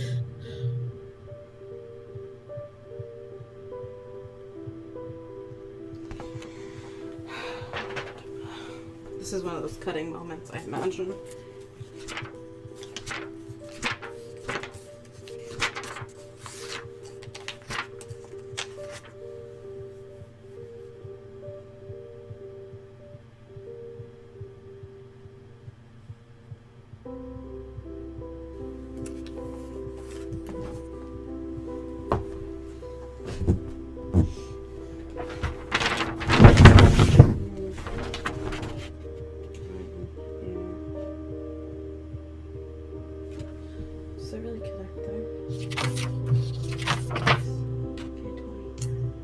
Oh, it does. Okay, how do I get there?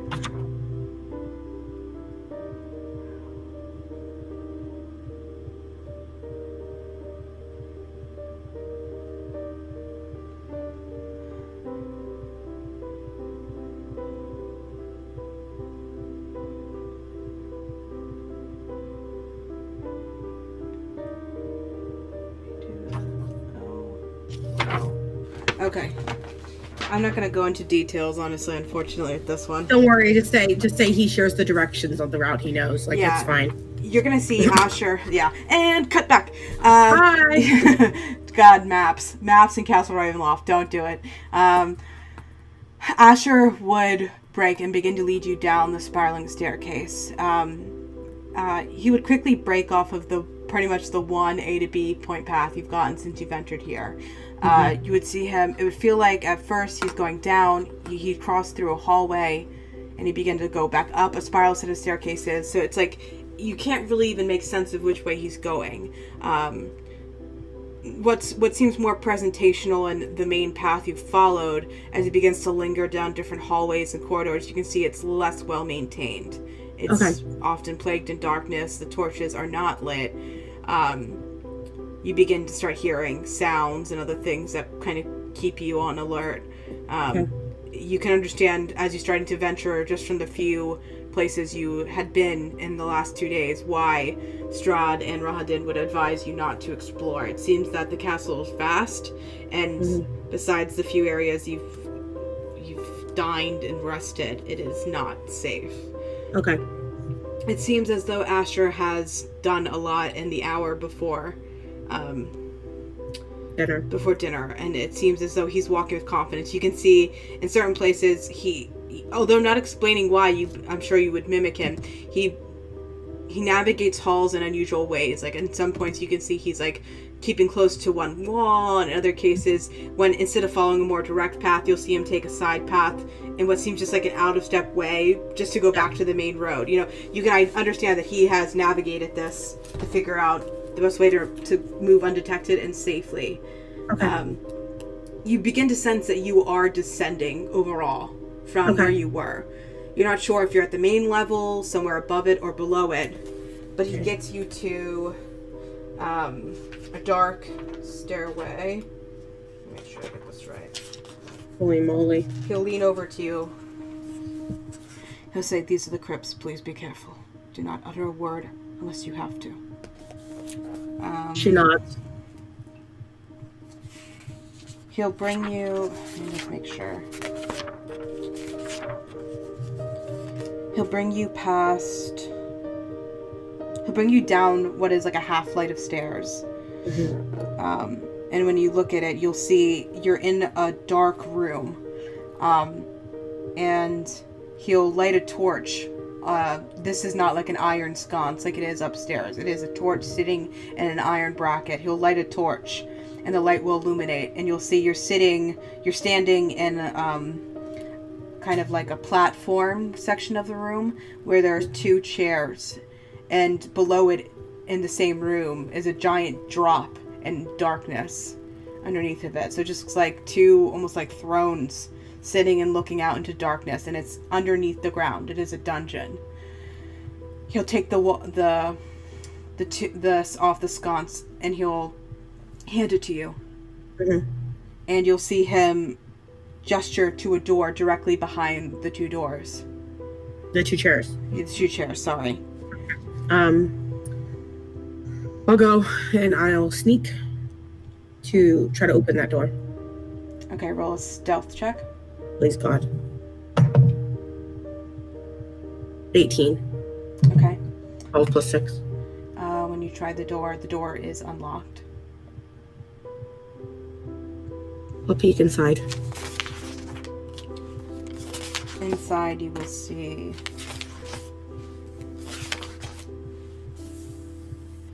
with your torch you can see the light kind of hits the room. It is roughly 30 feet square, rising to a 20-foot tall flat ceiling. There is a stone brazier burning fiercely in the center of the room, but its tall white flame produces no heat.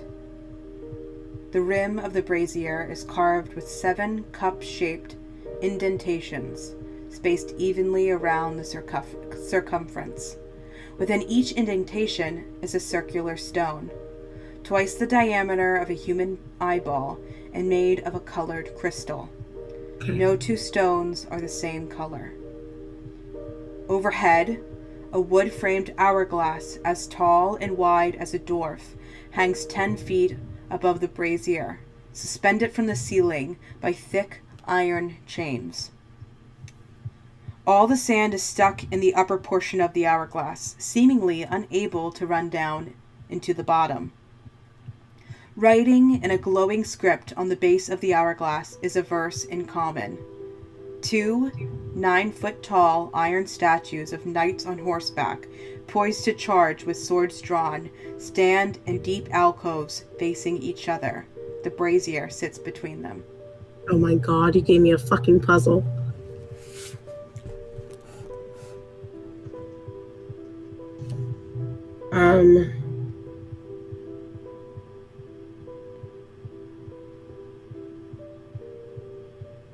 What's the phrase in common? You approach. Oh, so you try to read the writing on the hourglass? I can. Okay. It reads, "Cast a stone into the fire. Violet leads to the mountain spire. Orange to the castle's peak. Red, if lore is what you seek. Green to where the coffins hide. Indigo to the master's bride. Blue to ancient magic's womb. Yellow to the master's tomb." Oh my God!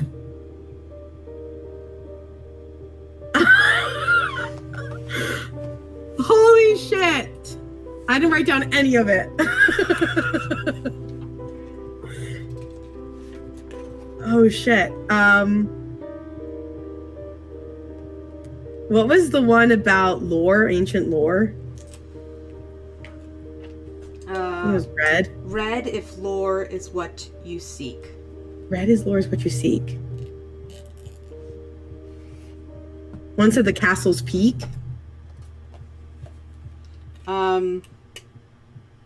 Orange to the castle's peak. Oh my God. Red to lore. Orange to peak. Peak. Fucking, what was indigo? Indigo to the master's bride. You want to read it again?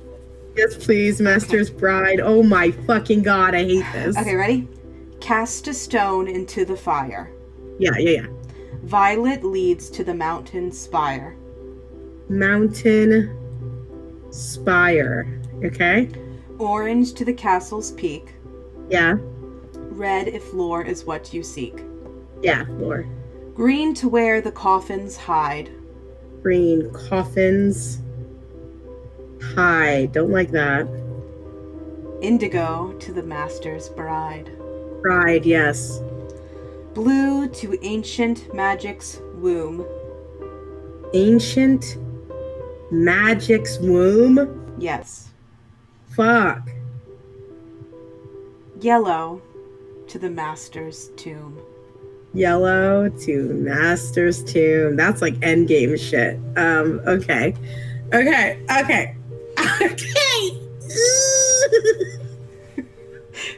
Everyone goes to find Yedda. Yedda not there. Yedda did it? Okay. I'm talking out loud, so this is not character, Yedda. This is Sarah. Okay. Cross of elimination. I don't want to go to Castle's Peak. That just seems counterproductive. So I'm going to cross off orange. Master's Bride is likely, because I'm trying to get Irina. She's Master's Bride. But it could be like a tomb of the Master's Bride, which is bad news. But Master's Bride's up there. I don't... Coffin Hide makes me think of where we are, because we're kind of in the crypt. So I'm not sure about that one. Ancient Magic's Womb, I have no fucking idea. No fucking idea. Master's Tomb is no, because that's no.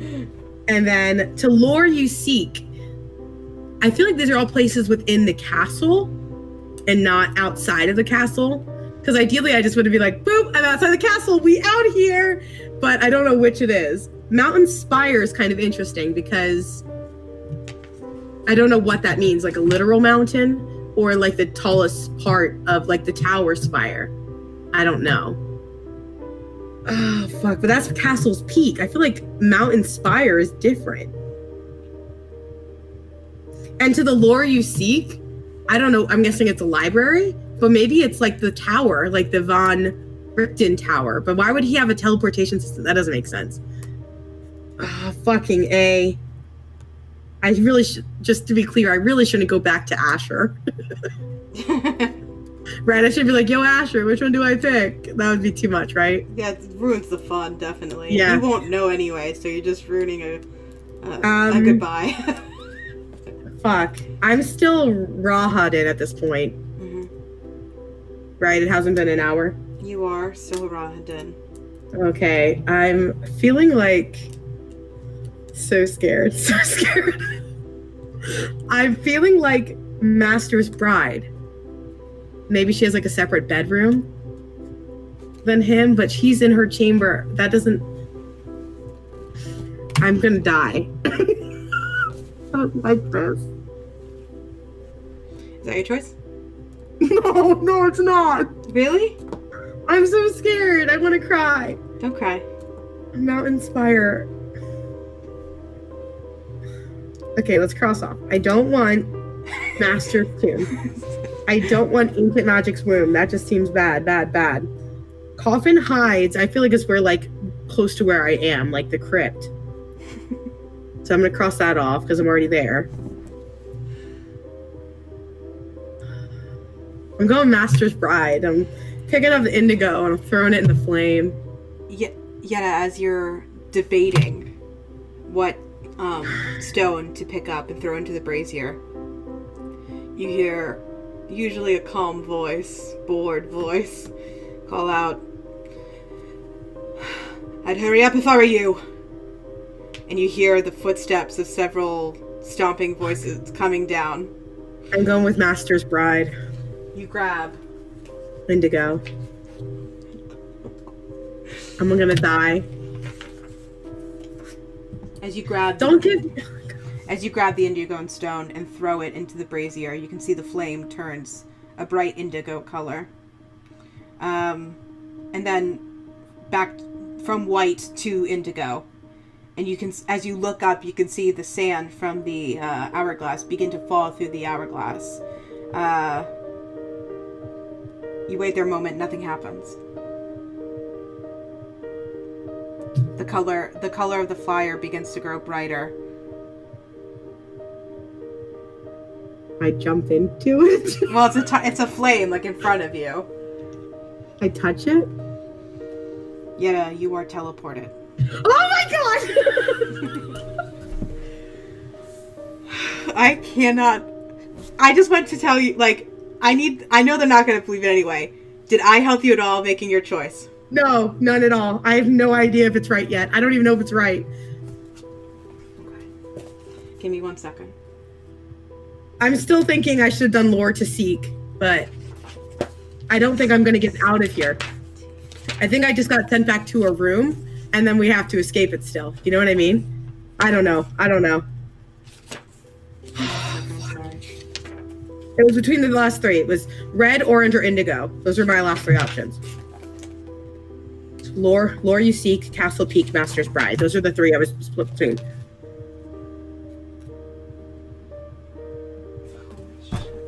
Okay, give me 1 second. Oh, wrong mouse. Wrong mouse. Yedda, have you ever teleported before? Nope. Can't say I have.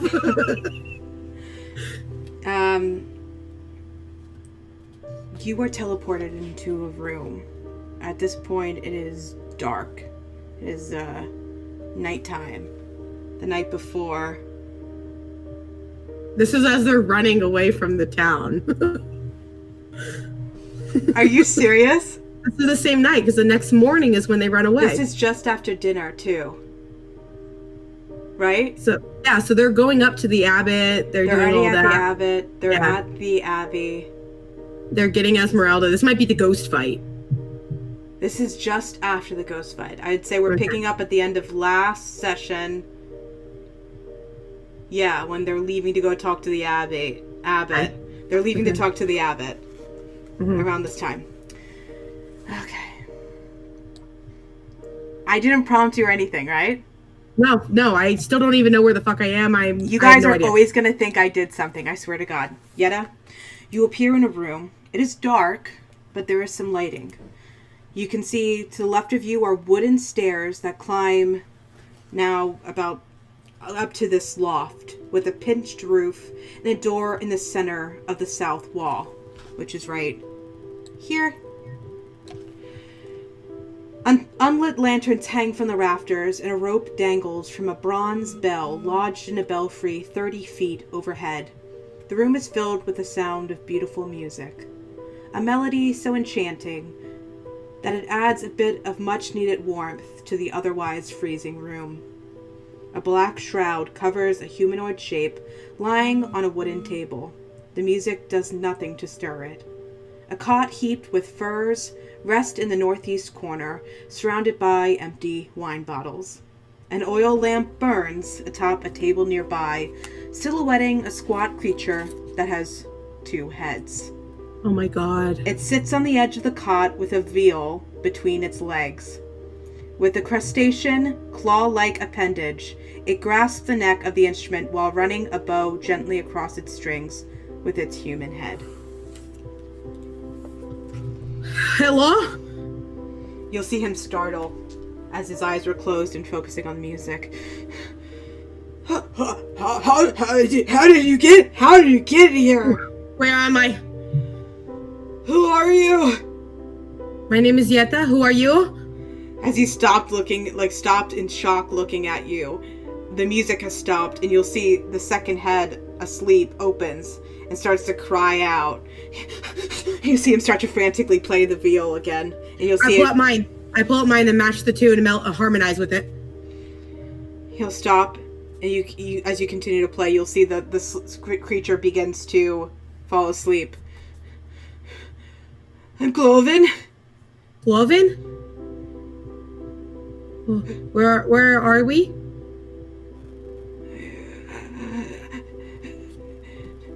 You're here. Yes, where is the here? As he's looking at you shocked, you'll hear cries in the distance. Dear, I'm hungry!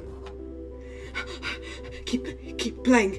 And you'll see him come up and you'll see him grab a bucket off the table. And then you'll see him open the chest, and you'll see him grab 2 more pails, and you can see him walk by. As he walks by, you can see there's a bell hanging on the side of the wall. Come with me. You see him kind of like lost, he'll begin to walk you out the door. Okay. I'm freaking the fuck out. We're gonna actually end with you following Cloven Bellevue out of his bedroom, down the stairs, to start to feed... I can't believe this. Start to feed the Bellevues at the Abbey of St. Markovia. Oh my God.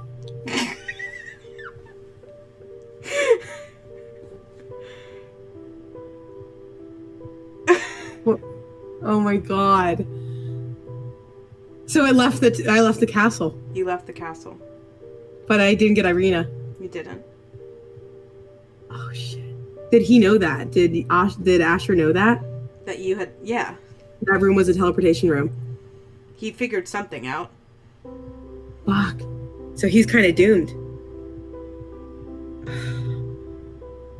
Oh my god, this is the same night that they're running out of town. Yeah, they just met Esmeralda. Oh my god. I'm not even trying to exaggerate the timing. You're like on their toes. Like right behind them. I think so. Well, But that's if I leave. That's if I know. I'd have to know they're here, and then I have to try to follow their track. And at that point, the boys are probably gone. This is bonkers. Wait. Okay. This is gonna be a Hermione Granger. This is gonna be a Hermione Granger end of Prisoner of Azkaban. I'm not freaking kidding. Just in terms of like plausibility, if I find this animal, I would try to do an animal messenger. You know what I mean? Not this animal. This is obviously a humanoid. Yeah. If I find a small animal, a bird, a squirrel, I would try to send a message to Benville. I don't know how long it would take, but I would try to send a message to Benville. Let's handle that, because as soon as you get outside, you would see a couple ravens. Yeah, okay, I'll see a raven. I'll whistle a tune. Oh, fuck. Let me read how that works, because I haven't done that. Use an animal to deliver a message. Choose a tiny beast you can see within range that's 30 feet, such as a squirrel, a blue jay, or a bat. You can specify a location in which you must have visited, and a recipient who matches a general description, such as a man or woman dressed in the uniform of the town guard, or a red-haired dwarf wearing a pointed hat. You also speak a message of up to 25 words. The target beast travels for the duration of the spell, which is 24 hours, towards the specific location, covering about 50 miles per 24 hours, or 25 miles for other animals. When the message arrives, it delivers your message to the creature that you described, replicating the sound of your voice. The messenger speaks only to a creature matching the description you gave. If the messenger doesn't reach its destination before the spell runs out, the message is lost and the beast makes its way back to where you can cast the spell. If you cast it at a higher level, which I will, the duration of the spell increases by 48 hours for each slot above the second. I'm going to cast it at 3rd level, so it has 72 hours of traveling time. Okay. Yeah, plus 48, so it's 72 hours of travel. Okay. The location I will describe is the winery. Okay. Because I've never been here. I will say a tall man wearing heavy armor, brown hair, long chin, beard, blazing with the morning light sun on his chest.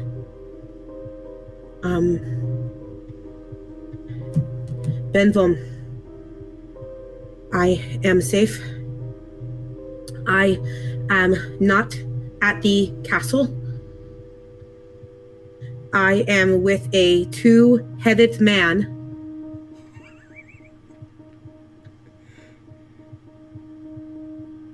Meet you at the winery, Yedda. And that's what I'll send. That's 23 words. Alright. You will see one of the ravens overhead fly down as you deliver this message and promptly fly off. Hopefully it reaches him. I do not know where they are. What city is this in? Krisk, and he'll continue to hurry to begin feeding the Bellevues. Okay, well with that.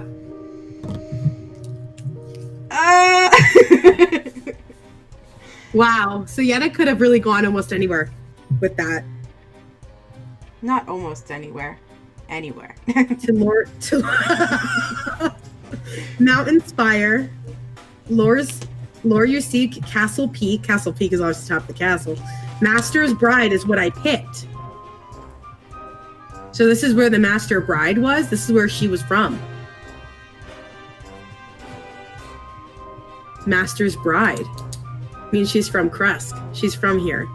Maybe she's like the abbot's daughter or something, like long ago. This is interesting. Okay. Master's Bride is what I went. So this is what I picked. Coffin's Hide. I have no idea now because it might not be the crypt. It might be. Ancient Magic's Womb. I bet. I don't know. Master's Tomb is obviously the Master's Tomb. Holy shit, Paige. We did it. So wait, okay, so in terms of them knowing, are you gonna upload this like immediately? I have to edit it, but I'm gonna try to edit it without Kelly knowing I'm editing, which is weird because I never edit. So I'm gonna try to have it up tomorrow morning. So you want them to see it before Wednesday's session? I think because I'm gonna tell them as soon as we get off that we're doing a full session on Wednesday. With everyone? Yeah, I'm not gonna split. Well, yeah, because why split the party? Because the worst they'll do, maybe, hopefully they'll go back to the winery. I don't know. Yeah. There's a chance I'll be right on their heels. I might find the group at the camp. Maybe I will put it up by Wednesday. Maybe don't. Here's the thing. In terms of like, to end the video. We had to bye everybody. This was amazing and scary, and oh my god, so good. Oh my gosh, yeah, that's crazy. Paige, you did such a good job. I am overwhelmed. That was amazing. All right, goodbye, internet. Bye.